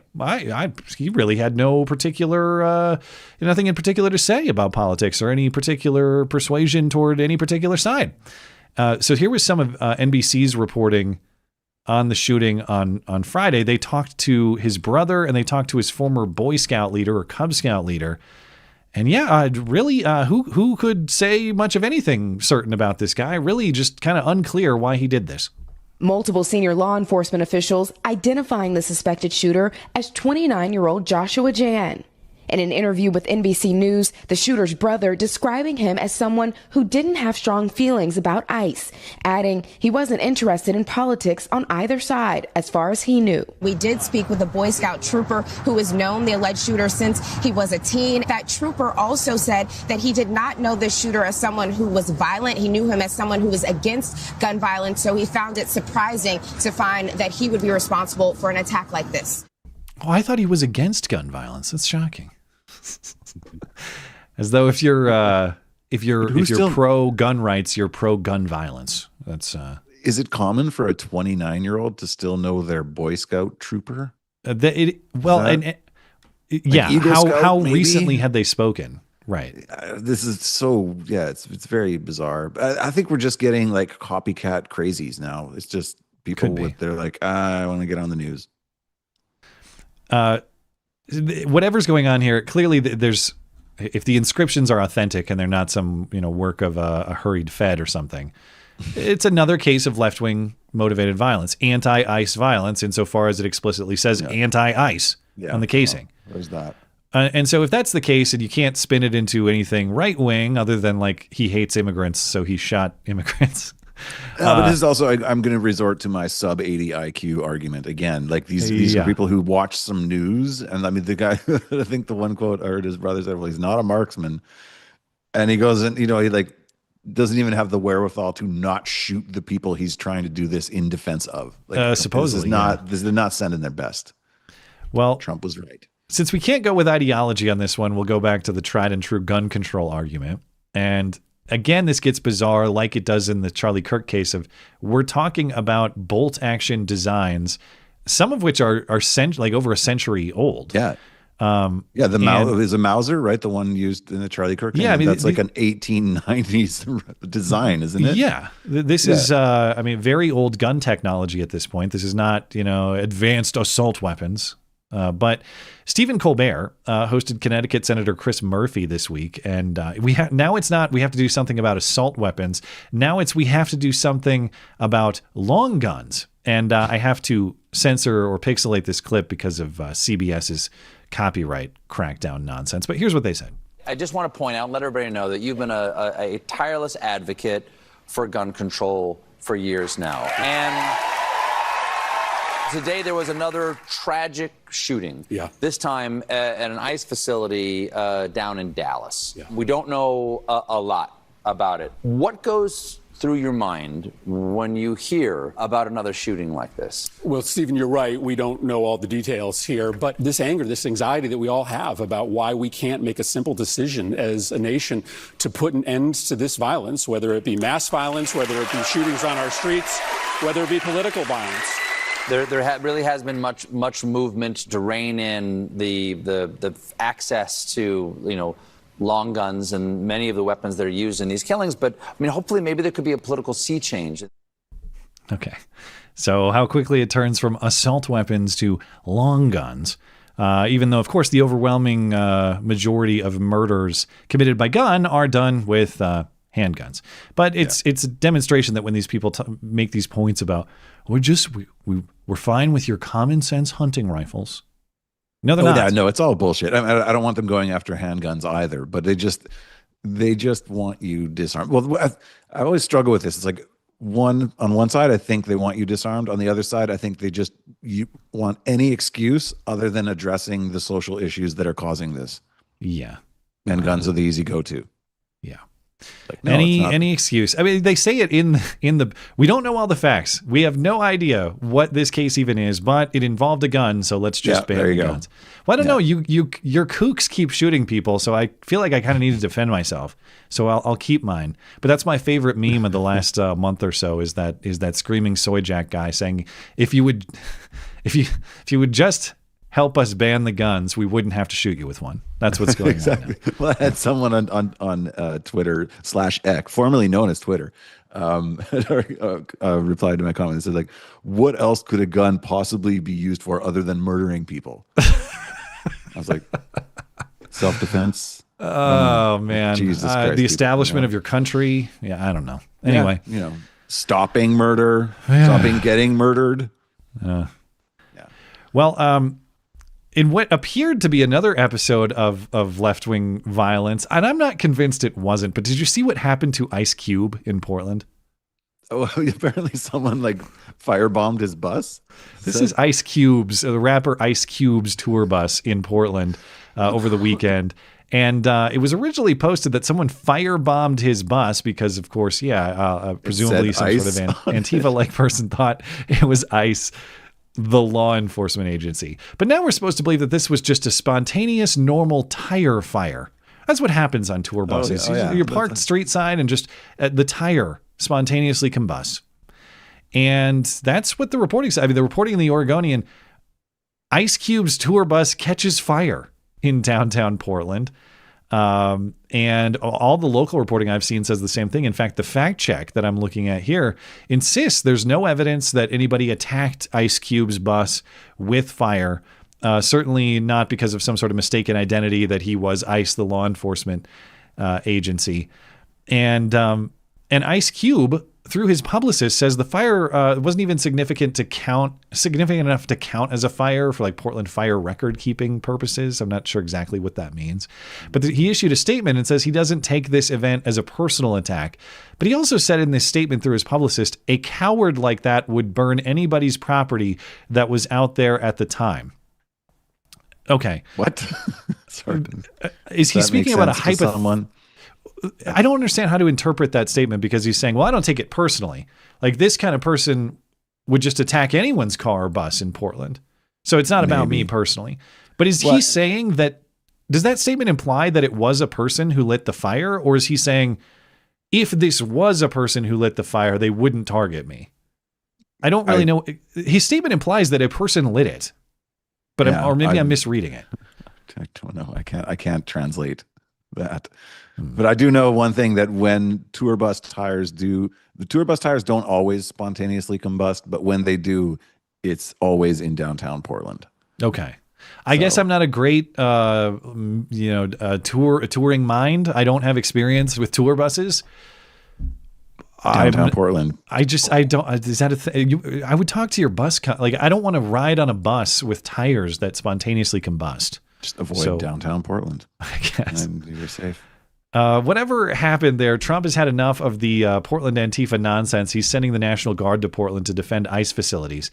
And this is long overdue. We've seen these insane episodes in Portland, for years now, but with ICE specifically in recent months, just these attacks on ICE facilities that as a secondary effect, terrorize the neighbors in these areas. There's this one the one facility in the southwest of the city it's a nice facility across from a large apartment building, and we heard that poor woman just yelling at these Antifa rioters earlier in the summer. Remember this lady? Turn that shit down! I'm telling you to shut the fuck up! You heard what I said, bitch! It was a great show this summer of her just coming out with her cane and yelling at these people. But that's what we're talking about. It's not even when we're talking about sending the National Guard to places like Portland, it's for the purpose of defending the federal law enforcement that's there. Now, I'm as critical and skeptical as anyone of federalizing local policing. I don't want the National Guard going in and prosecuting shoplifting in Portland or something like that. Arresting people, not prosecuting, but you get what I mean. Going after that sort of crime that Oregon and Portland have proper police power on. But in this case, you're talking about lawful federal law enforcement. Again, something I want to appropriately limit, but immigration enforcement is absolutely lawful federal law enforcement. It's the most legitimate federal law enforcement there is, probably. And when you are executing lawful federal law enforcement, they're entitled to protection.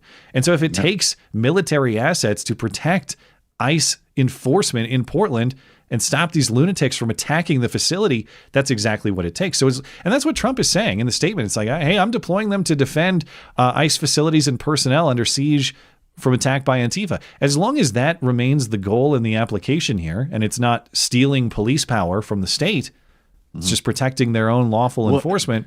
I don't. Not only do I not see a problem with that, that's very good, not just for the law enforcement that is legitimate there, but for poor neighbors like that woman who's just trying to get some sleep and having to shake her cane to get these people to shut the hell up.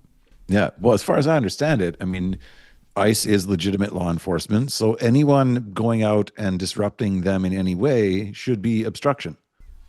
I would think so. Not all being rounded up. So. Well, maybe they will be. I don't know. We'll find out what happens in Portland very soon.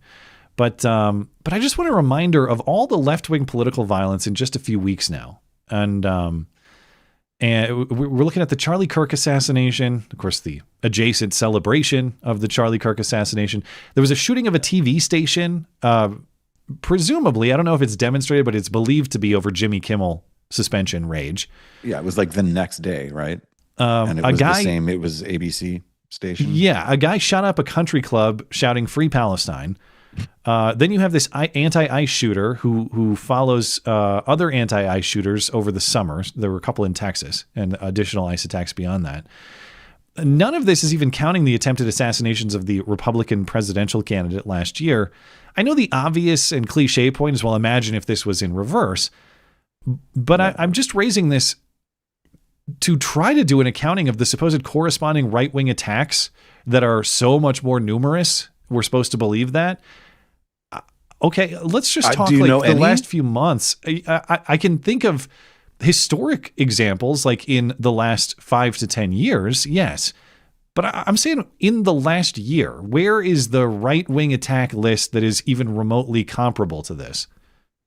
I'm not... I'm asking genuinely for these people to provide the receipts. Where was who's the famous left-wing pundit or activist who got shot dead on stage? Where is literally Martin Luther King? I know we've had JFK. That was the 60s.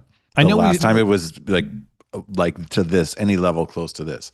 Matt Walsh in this tweet asking this question raises the point of okay, what if we just had MAGA shooters going after Planned Parenthood like they're doing with ICE now? And of course, Planned Parenthood or abortion facilities have been attacked violently historically. I'm not denying that. I don't see that recently. I don't see the sort of violent, even fatal attacks coming from the right in the same time frame. So this accounting, I need to do a deep dive into these statistical methods they use to make this claim of like, oh yeah, but right-wing terrorism is the predominant. Yeah, but you have to terrorism. understand this is a framing exercise. The way they see it right now, right-wing terrorism is Trump and ICE and I guess removing Roe v. Wade, right? So they're to them we're genociding them by dead naming, and like they have no list of grievances that to them justify violence, and so that's that's the legitimate side. Then there's how much of them are just misinformed, and they go on Reddit and they go on Twitter and they see the first tweets every time saying, "Oh, it was a right-wing guy," and that's as much as they look into it, and that's what they believe. I mean, you're talking about the average American who thinks that when they did the polling about when George Floyd died, and they asked how many black people they thought were killed. Yeah, it was like thousands. They inflated the number. Yeah, their guesses were like, thousands of percent off. Yeah, in terms of it was like 15,000 instead of 15. So this is how myopic and misinformed their worldview is. So reality doesn't even really matter when you're dealing with people like this. And I would take it even further. Like I'm very extreme on tonight's show, but I think this is terrorism from the top down. Like if Trump's going to identify Antifa as terrorists, I would go as far that I think there is justification that this is the Democrat Party, that there's full out supporting everything that's going on. They're not condemning it. They're stochastically the closest condemnation is like, well, all political violence is bad. All of it's bad. So let's condemn all of it. Well, I'll take your point that, well, first of all, I don't know if I take the point, because there is such a thing as look at the founding of this country, for example. Right. But is self-defense violence? But it wasn't. I mean, is it revolution self-defense? Right. I mean, in the political context, you have to ask those questions. But I don't buy the premise that this is a all sides thing at this point. Like, why can't you talk specifically about the problems that are on your side? And if someone wanted to bring a case to my attention that was similar in fact and say, would you condemn this? Yeah, I will. Of course I will. You don't, if it's an unprovoked attack for political reasons, of course I'll condemn it. When they say this, I'm supposed to take it for granted that this is happening everywhere, and I just don't see it. So I need the receipts. I need you to show me where it's happening. We can do the condemnation game. But anyway, I forgot their main point, and that will bring us to the next story, which is January 6th, bro. Have you forgotten the political violence of January 6th? Okay, nobody was murdered on January 6th, no matter how many times they try to make it seem as though someone was. Disinformation, right? The average person thinks like 80 people died from getting beat up by right-wingers. There's a report from Joseph Hanneman and Steve Baker in The Blaze this week that says there were way more plainclothes or undercover FBI agents that were present at January 6th than previously known. And this reporting says that according to a congressional source, the FBI had some 274 agents who were in the crowd. Fed. That was the best attempt at counting them all, but there are just too many to account for, apparently. This source contradicts a DOJ Inspector General report that the FBI had no undercover agents in the crowd. That report was from December last year. Now, the difference could be one of different interpretations in the words undercover and plain clothes, or it could just be that we've been fed a load of bullshit and a bunch of lies about this. The prior report, the Inspector General report, said that there were 26 FBI informants. No. Oh, yeah. The prior report said there were 26 FBI informants in the crowd, not necessarily undercover agents, but informants, 4 of whom entered the Capitol. So that's a big revelation over the weekend. Again, we don't necessarily know who the source on it is. It's just an unnamed congressional source speaking to these reporters at The Blaze. But that did prompt a response from FBI Director Kash Patel, who clarified over the weekend. And Kash Patel says that these 274 agents were sent in for crowd control after the event was declared a riot. So Kash Patel says that goes against FBI standards to send in the FBI for crowd control. But he's saying that's a role different from the one speculated, that undercover FBI agents were provoking or joining the riot. How many undercover agents are in Washington, D.C. that you can just send 274 of them? Well, on an hour's notice. Yeah, that would be a question about how... it's a big station. Right. How in the moment really was this? And to that question of the accuracy or authenticity of this claim, in response to Kash Patel, reporter Steve Baker, again, the one who wrote this story, one of two guys, says Kash Patel's explanation is 1,000% bullshit. He says he spent more time watching Capitol surveillance video than anybody, and based on his record, it's probably true, or at least he's up there with the people who have seen pretty much all of it. And he says he's never seen video of a plainclothes FBI agent assisting uniformed law enforcement that day. And so, okay, what were they doing? We don't know. We don't know the source of the claim. I think you got a question too. Even if I take this explanation as true, they were just deployed after it was declared a riot for crowd control purposes. Well, why would being undercover or in plain clothes be necessary for that purpose? Wouldn't a law enforcement uniform be helpful for law enforcement organization? Yeah. I don't understand what purpose that would serve, other than I guess they were all sitting on their couches and they just were in a big hurry and they happened to be plain clothes. Since when is crowd control and FBI? Like, is that a thing they do? Like, this is like the beat cop, you know, then they're going to be in a uniform. They're going to be padded and wearing some type of, you know, usually riot gear. Yeah. You don't send plain clothes FBI for crowd control. That's the most ridiculous thing I've ever heard. Now, Kash Patel's response, whether you buy it or not, it appears to confirm the number accuracy. So he's not saying confirmed. Like, there's not a dispute that there were. He's granting the number. He's just saying like they were there for this purpose, though. Even still, it's fair to question if Kash is granting the number, and implicitly he is. Why did this information have to come out through some sort of leak? To a reporter? Like, why is this not information that Kash Patel had previously released himself? Did he just not get around to it? It seems odd that he didn't make this decision to put this information out there voluntarily. And if true, the report implicates former FBI Director Christopher Wray as well, because Wray said under oath to Congress, like Jim Comey, that there weren't any undercover agents on the scene that day, or at least he wasn't aware of any that were there. Who were there in an undercover capacity on January 6th? How many were there? Again, I'm not sure that I can give you that number as I sit here. I'm not sure there were undercover agents on scene. I find that kind of a remarkable statement, Director. At this point, you don't know whether there were undercover federal agents, FBI agents, in the crowd or in the Capitol on January 6th?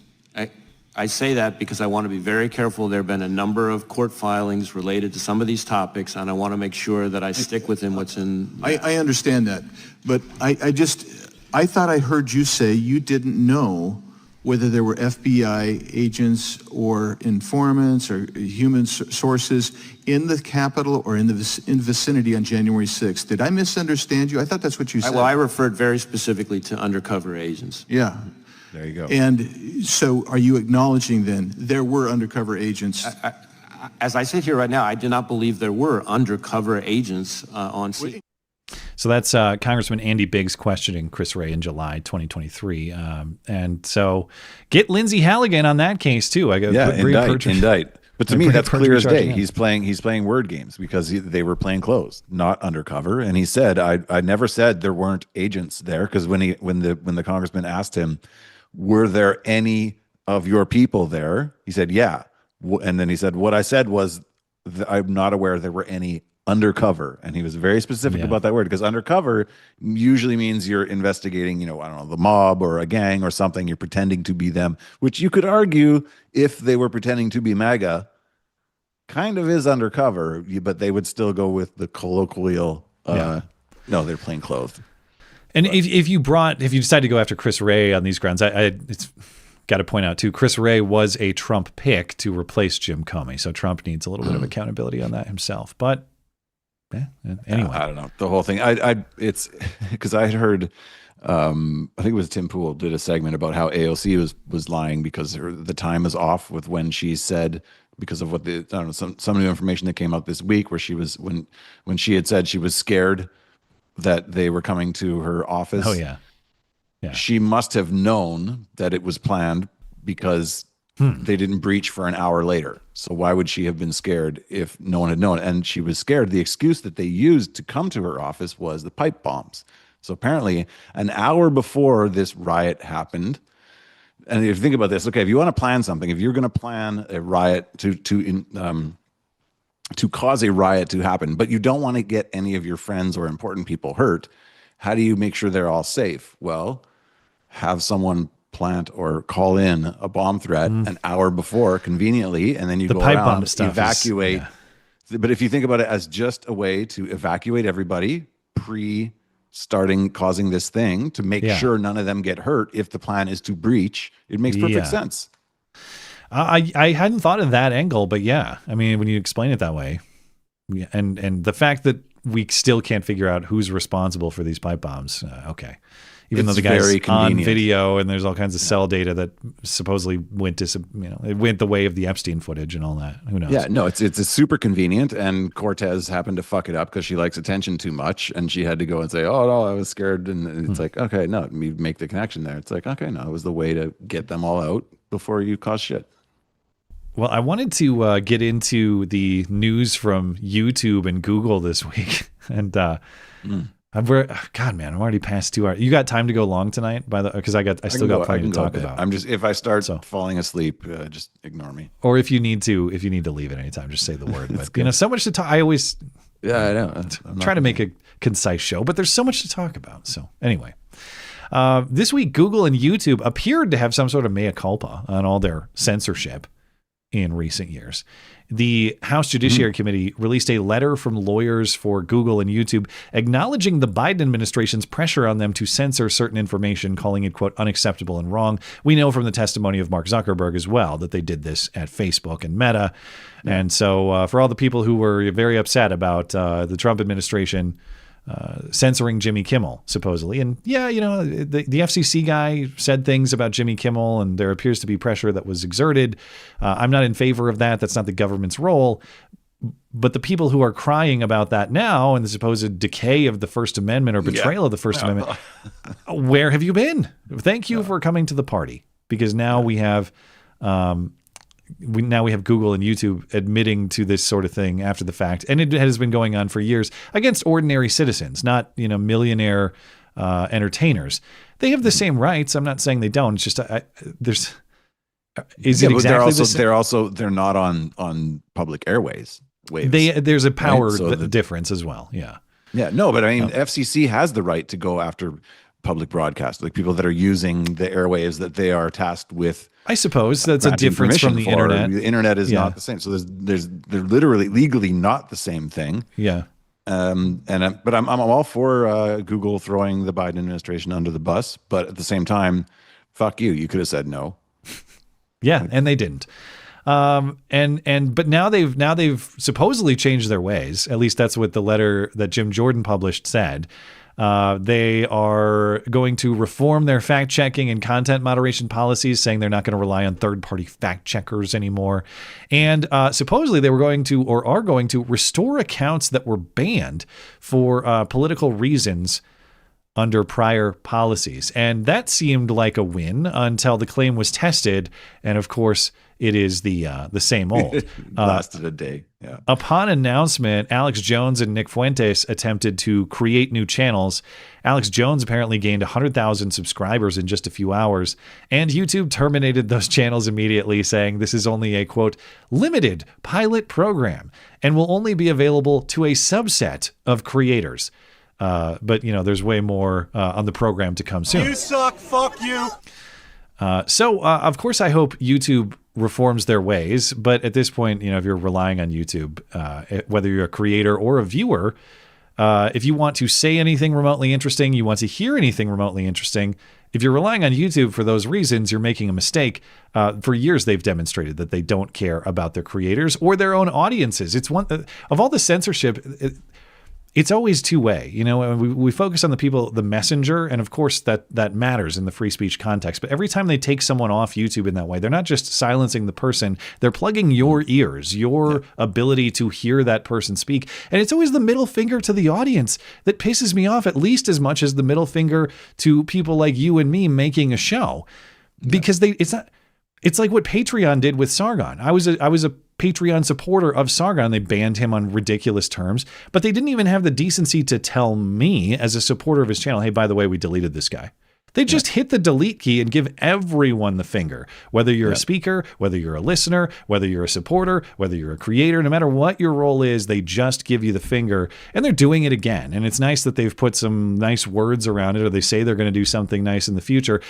At this point, to have any trust in YouTube, and of course, I say that as someone who still produces there, because if you want to watch the show on YouTube, it's my goal to bring it to you where you want to watch it. My point is, if you want security, you can't rely on these people. The amount of reversal they would have to display to earn to get back in our good graces now, to earn trust. Yeah, how do you guarantee like that will be worth putting in the time to build a new channel from scratch if you know they can just shut you down in one second? Like not only would I have to watch them allow Alex Jones, Nick Fuentes, and others have channels unrestricted, I'd have to watch it for like a decade. To try. Yeah. Exactly. It's not enough just to have them back. I need to see it for years to trust them that they're going to allow it for anybody. So we should. I mean, I don't know why fans, like subscribers, couldn't do a class action on behalf. Because I mean, I don't know what you would. I don't know.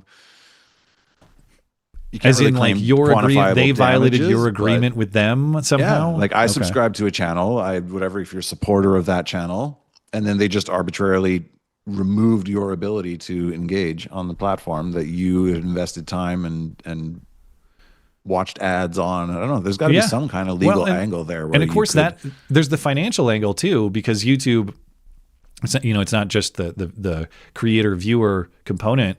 There are actual financial transactions. Excuse me. There's super chat going on. Yep. But there's the Patreon-like subscriptions on YouTube too. Those memberships. And yeah, to just sever that, I don't know. I don't know what kind of legal angle there might be. To me, this is more of a question of just like business decency and honesty. Like it's a question of, do they care about you as a supporter of their business?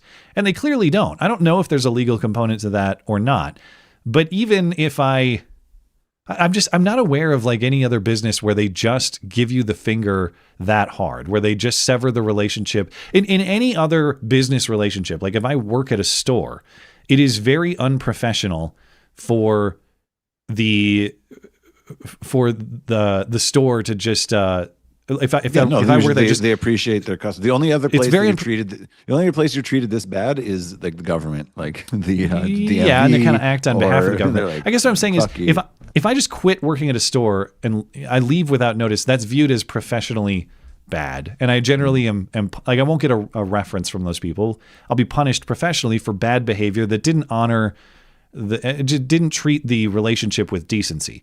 YouTube and the rest of these places do that on a whim. In the same way, it's not really cool. I guess technically as an employer, you might have the right to fire someone without cause and no notice, like get the fuck out of here, you don't work here anymore. But if there's literally no reason or very questionable reason, like I don't like your face, or you said so, whatever. Well, are you talking about firing an employee or kicking out a customer? Because I guess either. I guess what I'm saying is that business relationships typically have more courtesy involved with them than YouTube gives to its creators and its viewers. Yeah, for the creators, it should be like a wrongful dismissal type of suit, which you almost always win if you have any justification, and I think they would. And then for the fans, it would be the same as you can't, like a business can't arbitrarily restrict access. If it's public facing, they have to have stated rules. They can't just kick you out, especially not if it's because of things like political affiliation, age, race, sex, gender.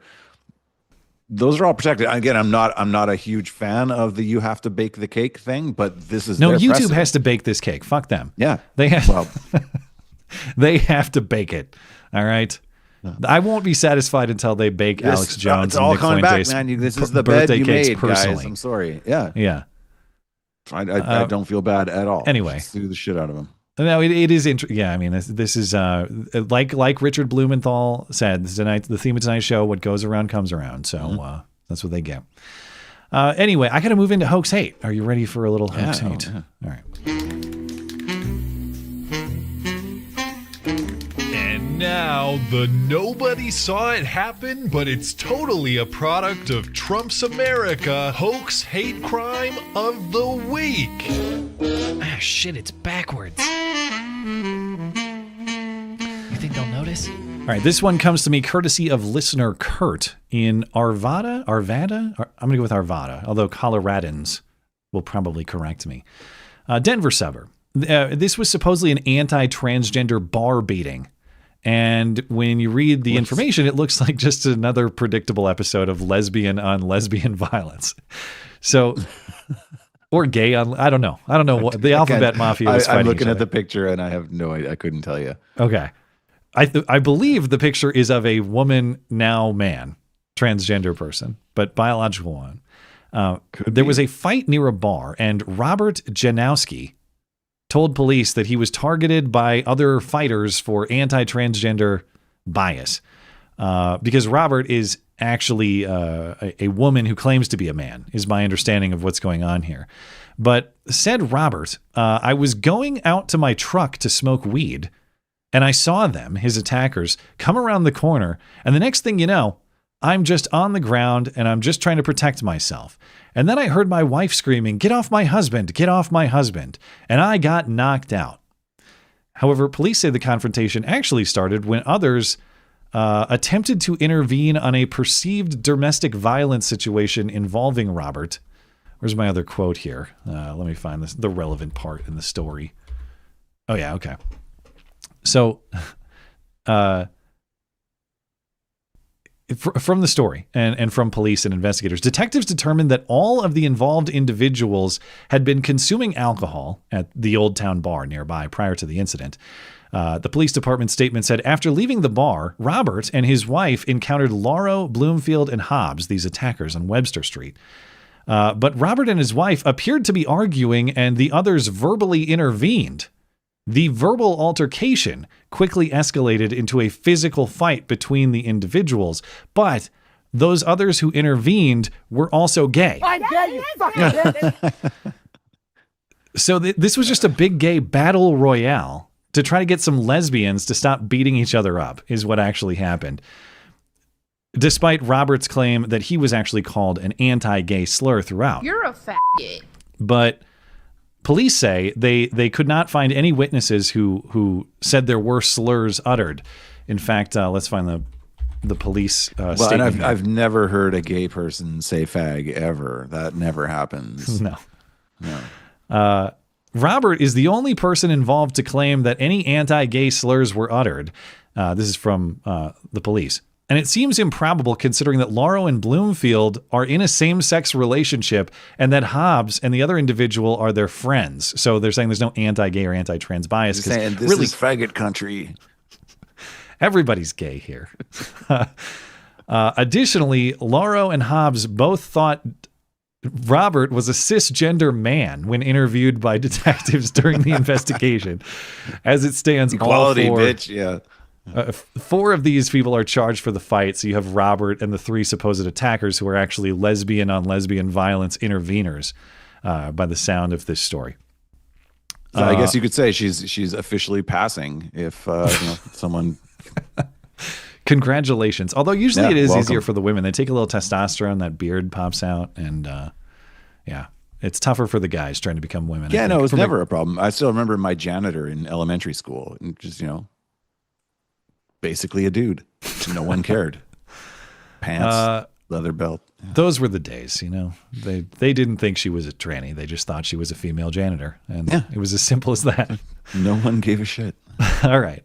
Recall upcoming mayoral election, or the upcoming mayoral election in Minneapolis, where incumbent Democrat Jacob Fry will face challenger State Senator Omar Fateh, the son of Somali immigrants and an open socialist. This is kind of the New York, or the Minneapolis version of Mamdani in New York. Mm-hmm. Now, Fateh is now deploying claims of Islamophobic hate for political utility. At least that's my interpretation. In a press release on Wednesday, Fateh's campaign says someone wrote in graffiti at his campaign office, Somali Muslim, this warning is no joke. And Omar Fateh made a report with Minneapolis police. There currently is no suspect. I found a photo of the graffiti, and to me, it looks like it was written by Aladdin or Jafar. I can't really tell, but it was one of the two. So you decide if this is, written by a MAGA henchman Nazi guy. It's terrifying. But this does put Mayor Jacob Frey, the incumbent, in a politically difficult position because if he questions the case, of course, he's a racist, and that's not going to fly in Minneapolis. This is the guy who cried at George Floyd's funeral, if I recall correctly.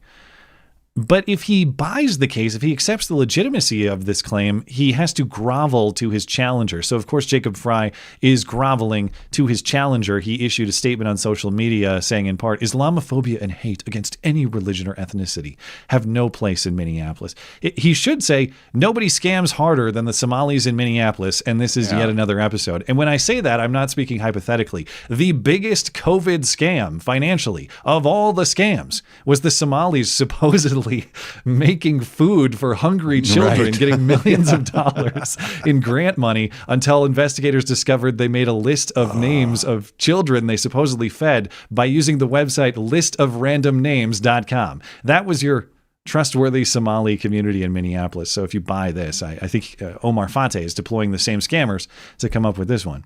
But maybe we're just reading it wrong, and the warning is Somali Muslim. Huh? Oh, that is the warning? Yeah. Oh. Okay, yeah, reading it literally. Yeah. Somali Muslim, this warning is no joke. It's a warning for Minneapolis, yes. Yeah. Hey, this guy's a Somali Muslim. The warning for you as a city is not a joke. Not a joke. Yeah. I think I solved the case. Yeah, that's very courteous, actually. Okay. And I love how Frey says that Islamophobia directed towards any religion will not be tolerated. Did he? It's pretty religion specific. He said, what's the quote? Islamophobia and hate against any religion. Okay, so damn it, he's a little more plausible or understandable. Yeah, that's fine. All right. Lastly, this is like kind of it's not hoax hate, but it's related news. My favorite clip of the week was Kamala Harris explaining that she's not anti-gay. She just willingly bows to those who are. Because in her new book about the 2024 election, there was an excerpt of it released through The Atlantic this week, and Kamala says she wanted to pick Mayor Pete Buttigieg for her running mate when she ran last year, but she didn't because he's gay, and that would be too risky. And she was challenged by Rachel Maddow on her show this week, and Kamala says, well, no, I didn't reject Pete because he's gay. I just rejected him because he's gay, and there were only like 100 days to work with. To say that he couldn't be on the ticket effectively because he was gay is hard to hear. No. That's not what I said. That he couldn't be on the ticket because he is gay. My point, as I write in the book, is that I was clear that in 107 days, in one of the most hotly contested elections for President of the United States, against someone like Donald Trump who knows no floor,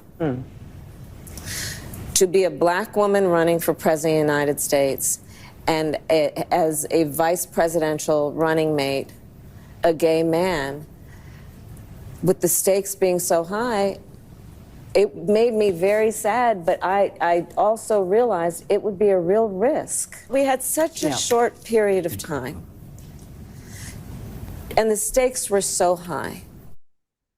So good thing she avoided the risk and took the safe bet of, Tim, I'm friends with school shooters' walls. I've become friends with school shooters. And definitely not gay at all. Yeah, very masculine. You're right. It's only, it's... So taken at it... Sorry, go ahead. Go. You go. I allow space for Tim Wall's ripping, by all means. But taken at its best, Kamala Harris is saying here, well, hey, I'm not anti-gay, but I am afraid of those who are. Yeah. Whatever your opinion on the gays is. Which is it shows that's such a lack of understanding even of their own party anymore. Like, you honestly thought that Democrats wouldn't vote for someone because he's gay? I guess independents, maybe. Like, that's your whole thing now. Yeah. But to me, it's just admitting that you will shirk leadership out of fear of what others will think of you. And I hate to tell you, lady, but the role of president is one of leadership. You don't make decisions based on what other people will think of you, whether they'll think you're cool or not. You make decisions based on principle. Sometimes that will be unpopular, but your job as president is to be a leader who persuades people who are critical of you. So openly admitting like, well, I wanted to do this, but I don't know. I thought people were going to be really mean to me. I thought they wouldn't like me. That is a terrible admission from just a leadership role on a basic level. You want to think about what sort of bullets were dodged, I guess a terrible way to phrase it in the context of what's going on lately. Yeah. But the catastrophe that this woman would have been as president, I don't know. I have opinions about stuff unless I receive a little bit of pushback, in which case I totally waffle and do the opposite thing. Yeah. Well, it could also just be, sorry. Well, you lead, you don't follow as president. Even though Joe Biden with his auto pen maybe it was the counter case, but a lot of leading, but it could also just be bad writing on her part, where it's like she meant it to be like some kind of glow up about how black and woman she is. It was like, we could only have so many minority like victim points on the card, and had to go with the straight white guy. And this Rachel is just like twisted it on her and caught her off guard. Mayor Pete did respond. He issued a statement. You fucking bitch. Actually, sorry, wrong button. This is his statement. Well, I was surprised when I read that. I just believe in giving Americans more credit than that. My experience in politics has been that the way that you earn trust with voters is based mostly on what they think you're going to do for their lives, not on categories. So when even the fruity guy is showing stronger leadership, the country avoided the catastrophe that was Kamala Harris. And of course, the irony is the truth is the exact opposite. The idea that like, oh, you're going to be punished if you pick Pete as a gay guy. To your point, why do any of us even know who Pete Buttigieg is? He would be an obscure mayor of a mid-sized Indiana town if not for the fact that he enjoys sex with men. That's the only reason anybody knows who Pete Buttigieg is on a national scale, is that he has butt sex with another guy. That's it. But ironically, I don't even believe that Pete's actually gay. I think he's faking it for political points. And Waltz actually is gay and pretending he's not for politics. So she actually went with the gay. Opportunist. Well, that would be my gaydar is like pretty honed, and I think I'm right. I've never thought of that theory, that Pete is a fake opportunistic gay. Yeah. Oh, I think just watch him talk. He doesn't seem gay. He doesn't. Well, I mean, I've seen the put him and Waltz side by side, and one of them is flaming, and the other one is like pretty normal. You're right. If I had no information and I just had to judge them on the spot, I might take Walls as It's not crazy to think that Walls is the gay guy in that situation. At least all I have to see is him walking onto the stage with his jazz hands. Dancing on the stage. Yeah. Anyway, okay. That is frolicking. God, it's already 9:30. We're going to get to Super Chat, I swear, but we're looking at a 3-hour stream. So, thanks for patience with the chatters. Before I get to the chats, Mark, I wanted to tell you and the audience a story about the birth of my son. Yeah. And, I want to, as I said at the top of the show, this was a great experience in that the birth of your child always is, and you're very grateful for it. But this was very quick. I think my wife pushed like 4 times, and so this was just an amazing experience for her, for us to watch your kid born healthy with relative ease is just a huge relief. And so we were very thankful for that, and that's what matters. And I bring up this story not to throw shade at anybody or to be perceived as complaining or trying to bring negativity to it, but because I think it's funny to talk about the degree to which ideology has infiltrated these professions. And it actually has a lot to do with the ease with which my son was born, because we were in the hospital. So as people who have hospital birth experiences will know, I assume yours is similar. They take you to a birthing room, and there the baby's born. And after the baby's born and everybody's healthy, you move into like a mother baby unit, and it's in a different part of the hospital. At least it is at this hospital. And so we had our first overnight, and the next day there's a doctor that comes and checks on mom, and there's a pediatrician that comes and checks on baby. And this was a female pediatrician who came in to check on the baby. And when she showed up, my wife had to use the bathroom, and so she stepped out. And I don't know this pediatrician. My wife doesn't know this pediatrician. I actually learned that she is like visiting at this hospital. And so she's not even known to many of the hospital, I assume. But she comes in, she's perfectly nice. My wife has stepped out, so she's asking me, and I'm sitting there holding my newborn son. He's like, I don't even know if he was 24 hours old at this point. I'm holding him. He's peaceful. He's happy. She asks me, well, how was the experience? How did everything go? I said, man, my wife and I are just so amazed and relieved at how easy this birth was. And by the way, she knows at this point that we have 2 other boys. Okay. She knows this is not our first. So I'm telling her, like, we're so thankful and grateful at how easy this birth was. And she kind of furrows her brow and she lowers her voice a little bit and she leans towards me and she says, you shouldn't say that when your wife can hear you. And I didn't know what she meant. It's easy for you. Well, at first I thought, like, do it. What do you mean? What do you mean if my wife can hear me? I thought she meant, this is how stupid my brain was on it. And my wife you were knows tired. this, so you were tired after a long labor, Matt. I'm not saying anything that's insulting to my wife here. I thought she meant that I was implying that, like, by the 3rd time my wife has eased with this because, you know, it's just it's been what women do. It's what they're for. Come on. It's like I thought that's what she meant, that I was implying that my wife is like used up or something like that, to put it politely. And that's not, of course, that's not what I meant. But then, so I'm looking confused. I'm like, what do you mean when my wife can hear it? And she says, easy is a relative term. And I thought, yeah, of course it's relative. I understand that no childbirth is easy. But what I'm telling you is that relative to, like you said, a relative term, relative to the prior 2 childbirths, this was easy. And we're very grateful for that. But then it clicks in my brain. I'm like, oh, I get it. You're woman-splaining me. You're telling me that as a man, I'm not allowed to say that it was an easy delivery. Now I understand. Okay, you're telling me to shut up because I'm a man. Yeah. All right. I see the game that you're playing, and so suddenly I just become very cold. Now you're getting one-word answers to questions because you have just taken a moment of asking me how the experience of the birth of my son was, and when you were given good news, positive news about the birth of my son, which I just experienced and you didn't, you're going to finger wag me about how I'm a bad guy for the way that I described it. So I become very cold and shut off. And a few minutes later, my wife walks in. My wife she did not hear this. What happened? She has no knowledge of what the conversation that we just had. And my wife comes over, and I'm sitting on the hospital bed holding the baby. She sits down in the chair right next to the hospital bed. And the doctor, the pediatrician, asks her the same question. Okay, how did it go? How are you feeling? My wife says, oh, man, we are both just so amazed and relieved at how easy this birth was.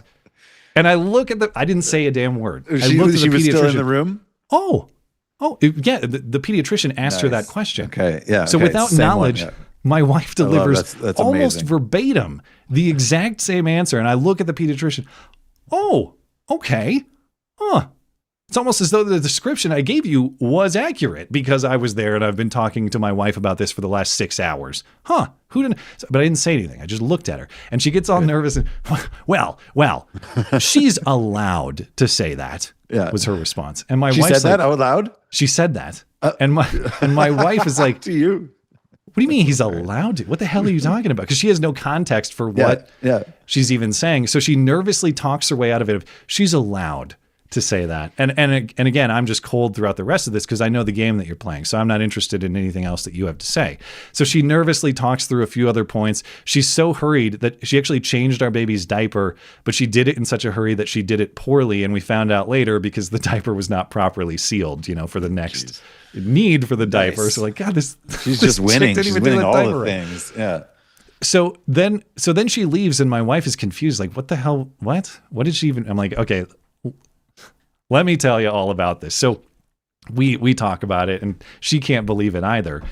And I was laughing after the fact because I'm thinking, lady, like if you think that I am inconsiderate of women, if you think that I as a man don't understand. Like, if you think that I dismiss women by default, you should talk to my wife, actually, because nobody judged you harder walking into this room than my wife did. But that's like this female pediatrician, for what I assume are ideological reasons about gender politics, tried to protect my wife from me because she thinks that the way that I describe the birth of my son is gender insensitive, as though we both didn't just experience this together and as though we both haven't been talking about it for hours, as though we're not on the same page. She is not a marriage therapist. She's not a counselor. Her job is to assess the health of our child.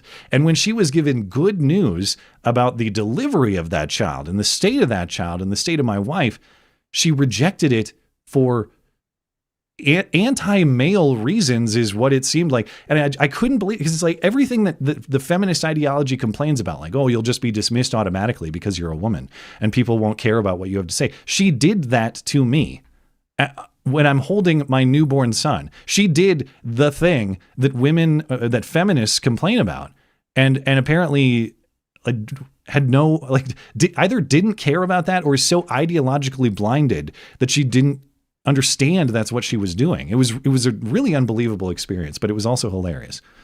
Yeah. Are you telling me feminists might not be the most thoughtful, caring, empathetic people? Motivated by something other than just love? Yeah, well, and kindness. Long story short. The American people are tired of women. Great story. Compelling and rich.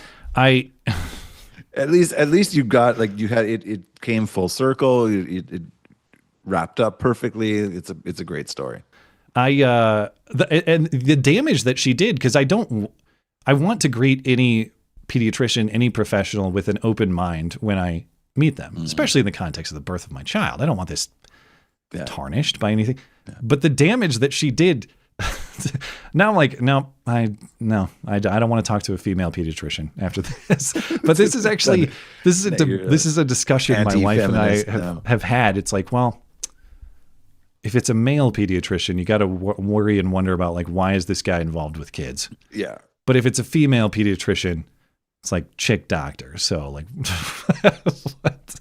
what are we doing? It's like we can't decide where our prejudices properly apply. Like, what wins the battle? So anyway, you got to find a happily married mother of 5 female pediatrician with a great track record, and who has 5 boys and loves them dearly. The reason I know that she's visiting is this. Well, so that pediatrician left. I told my wife what happened, and then the nurse came in, and my wife was so flabbergasted by what had happened that she asked the nurse, like, hey, who's that pediatrician? Because we didn't remember her name.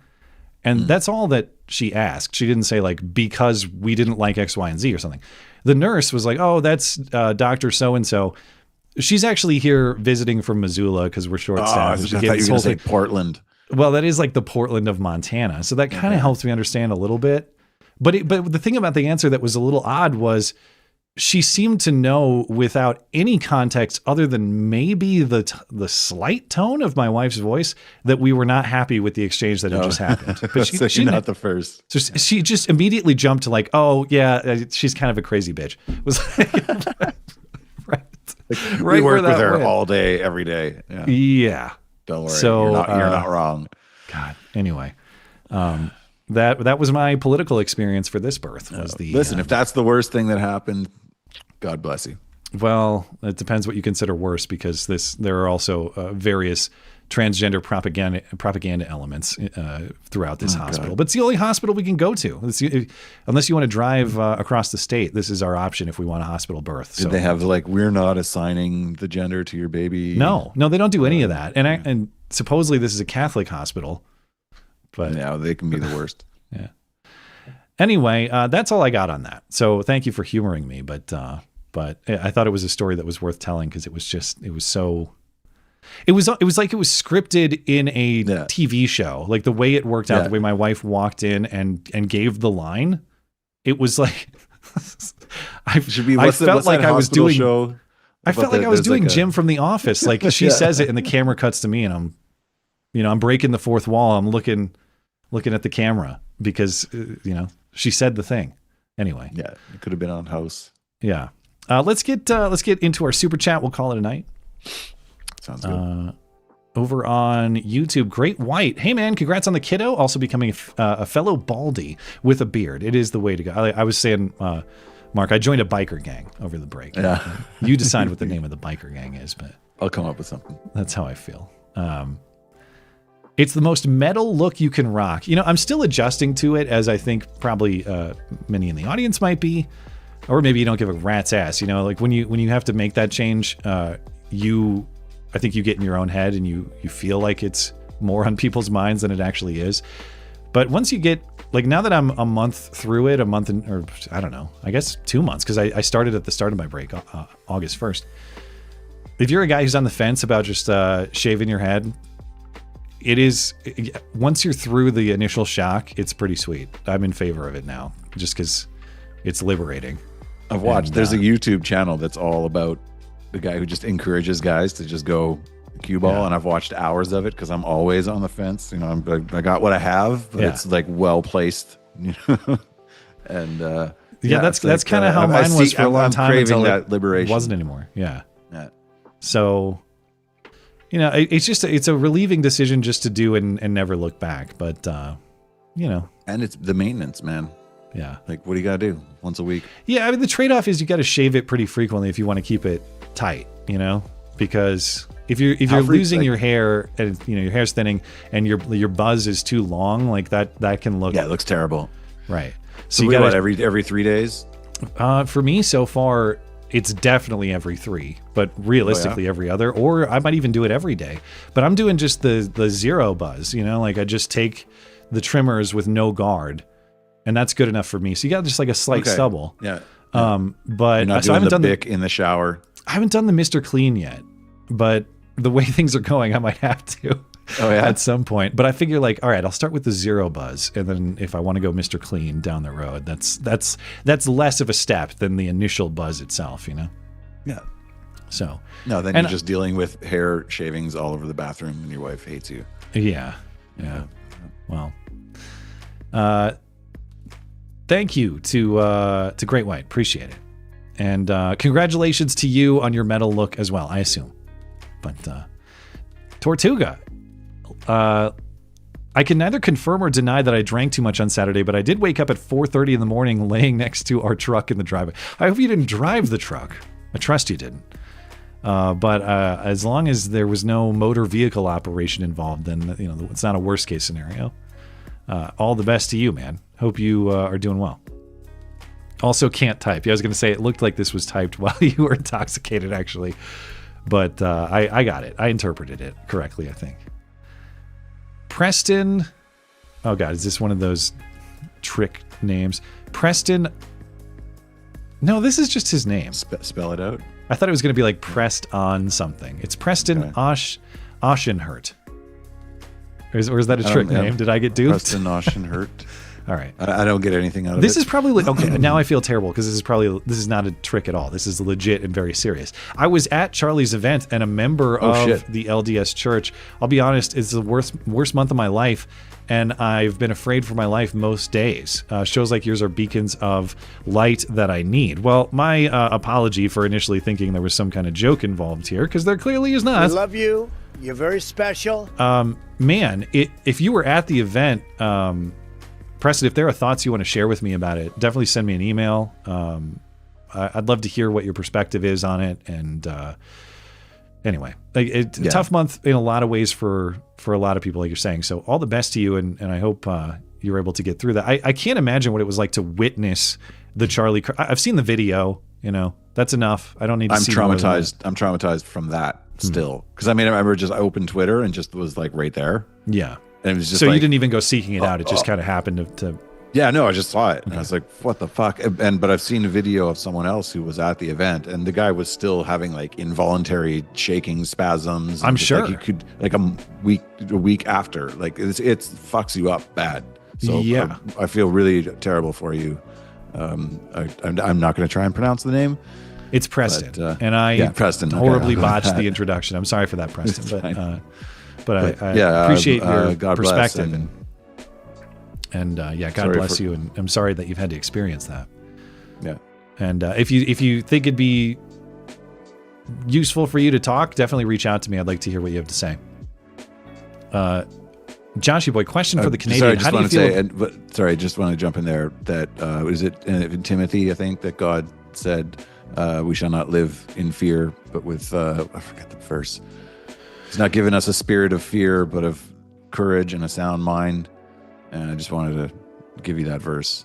God does not want you to be scared. Thank you for the scriptural wisdom. Thank you. Appreciate it. I butchered that. That's all right. Can't claim to be the foremost scriptural experts on this show. We just try. And really the effort is what matters, I think. Although, expertise is great, but you do what you can. Joshy boy, question for the Canadian. How do you feel about assimilation? I feel it's actually better than the whole grandparents thing. All right, returning to your immigration plans or citizenship plan. Assimilation is very possible, and I have that. My wife is an immigrant, and I think it takes 3 criteria. You learn the language, marry into the nation, and adopt the culture. Then you've done everything you can, and then you are. That's all you can do. And the others seem pretty objective, measurable. How do you measure? What was the last? Adopt the culture. Convert. Yeah. How do you measure that? Convert. Like religiously, or convert in what way? Yeah, convert religiously. Okay. I mean, that would be, to me, that's the biggest one. But do what you can to, like, the whole fight right now is multiculturalism versus monoculturalism. And in Canada, especially, we got fed this for 30 years. Like, no, you come here and you keep your foreign culture, and I'm not for that. No, you come here and you make purposeful efforts to adopt our culture. Fair enough. And Makes converting sense. is the biggest one that you could do. Injured Guardian, reality doesn't matter to them. Many of them loudly asserted that Kyle Rittenhouse murdered 3 black men, and they also did that for weeks. That lie persists to this day sometimes. Yeah. Or maybe, I guess maybe not the murdered black men. I guess that's the added layer, is the racial inaccuracy. Yeah, they don't go, they murdered a bunch of pedos.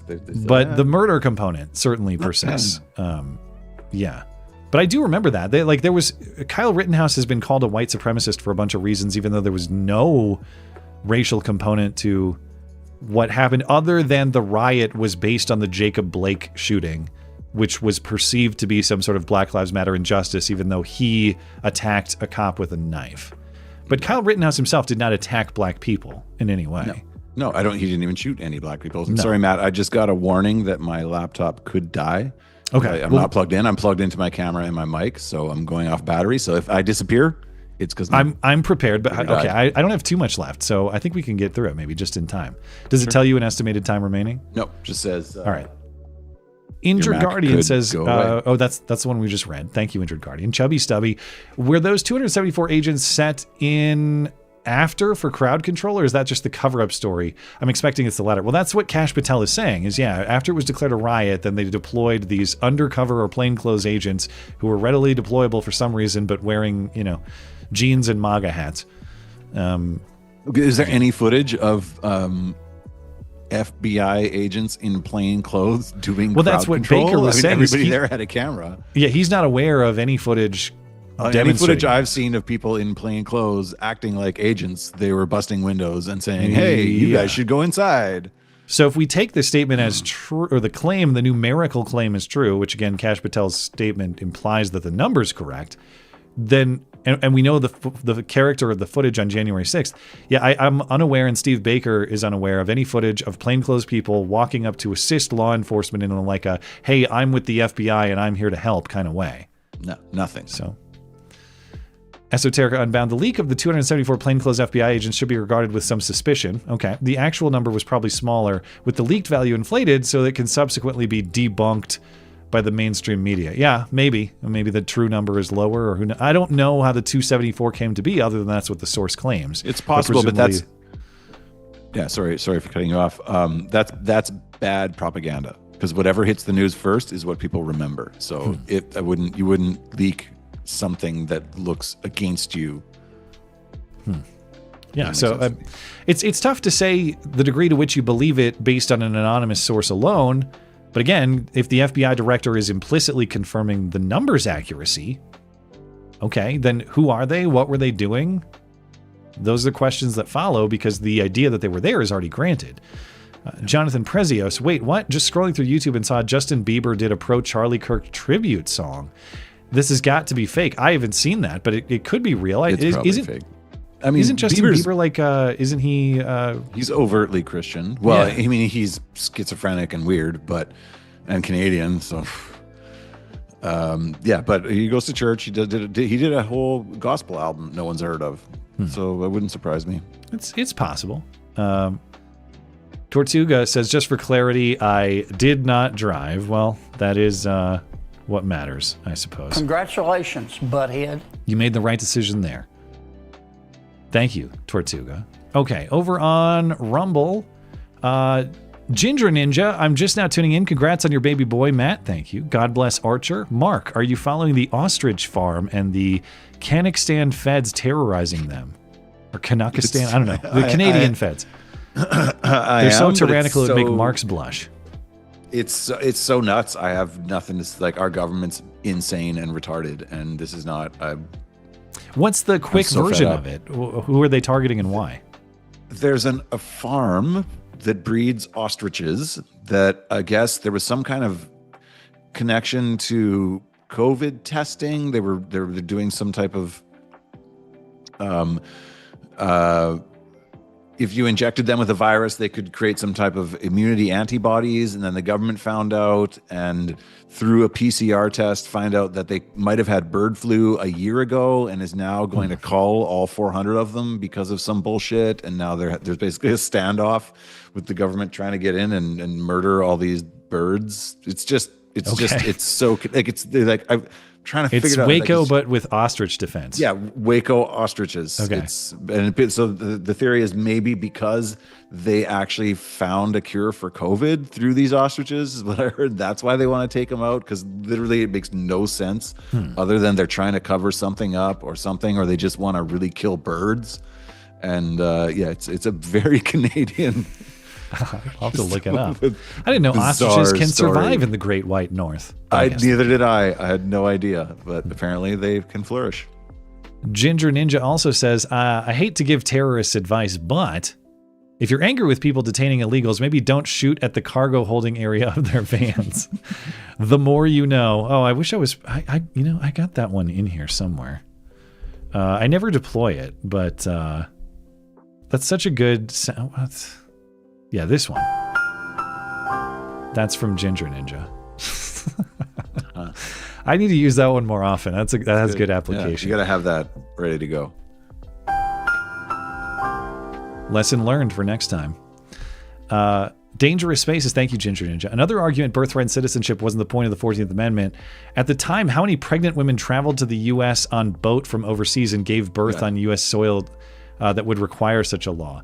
Yeah, I don't know how common or not attempted anchor babyism was at the time. I assume it would have been much more logistically difficult back then.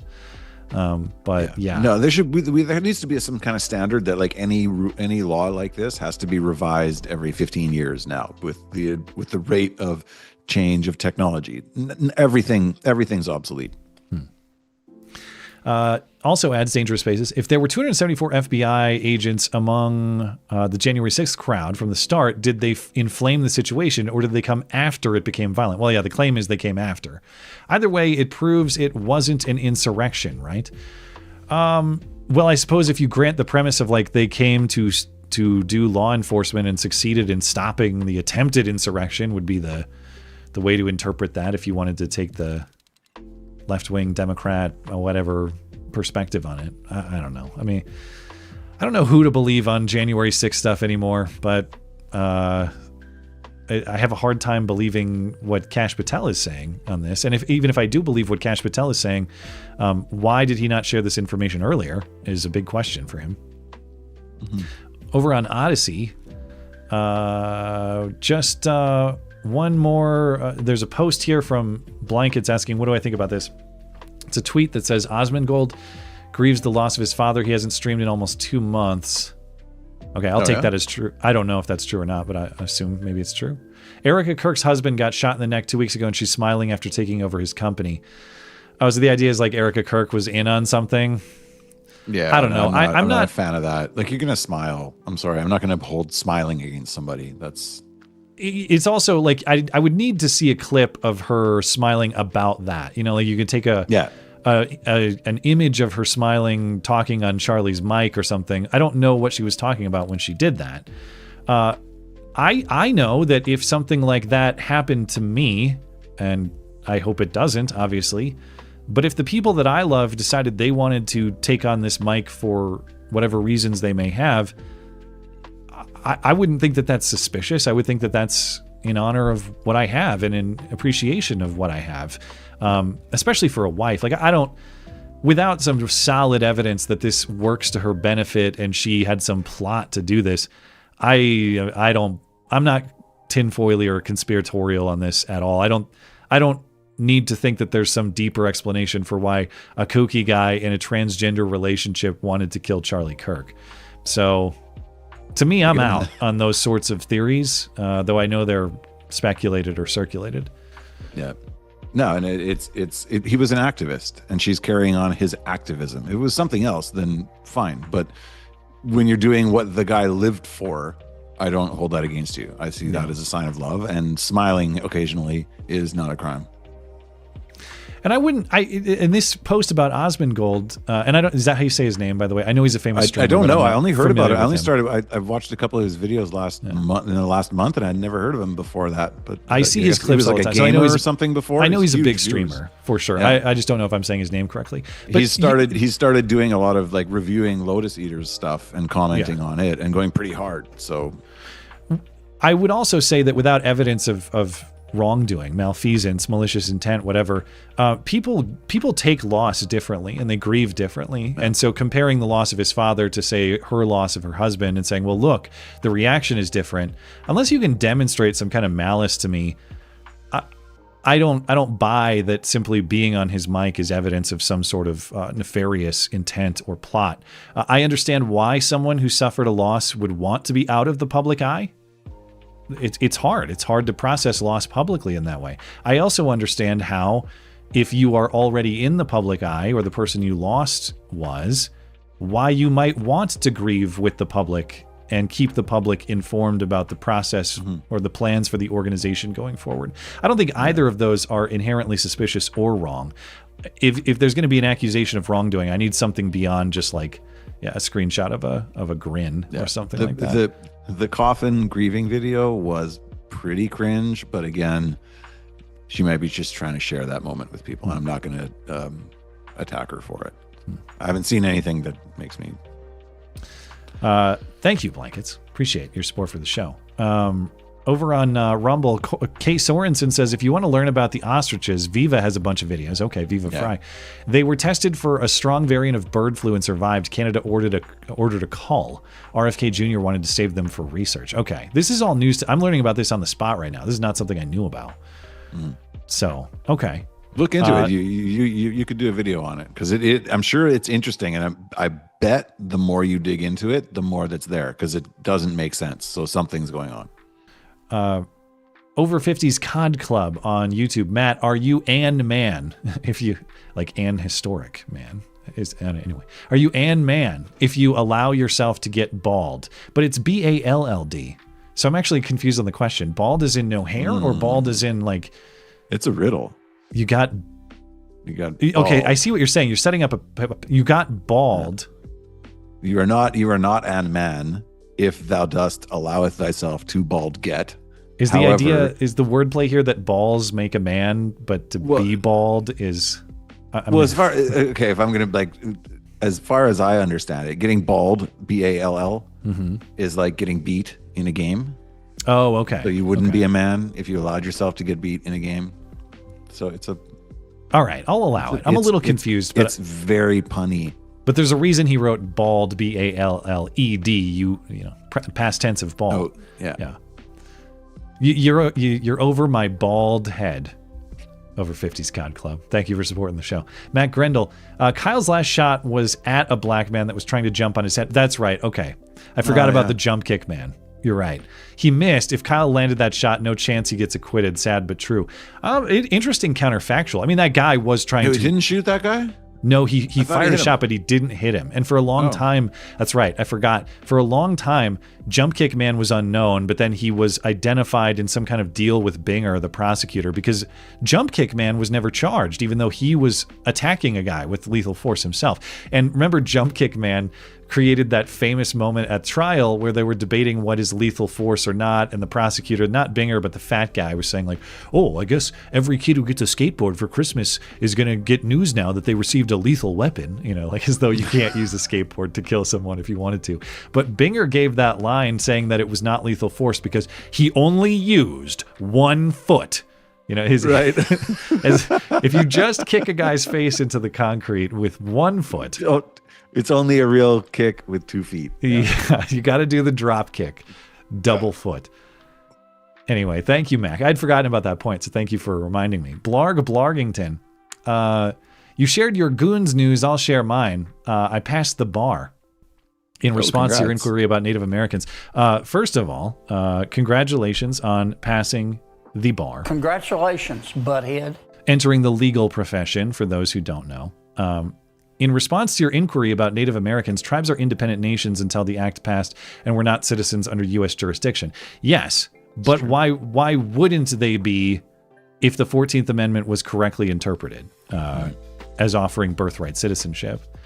You would think that, like, if that was the intent, the 14th Amendment would say birthright citizenship, but the Indians who are born here are their own independents. I mean, they're a sovereign nation mostly, but they're intertwined with the federal government, so it's messy.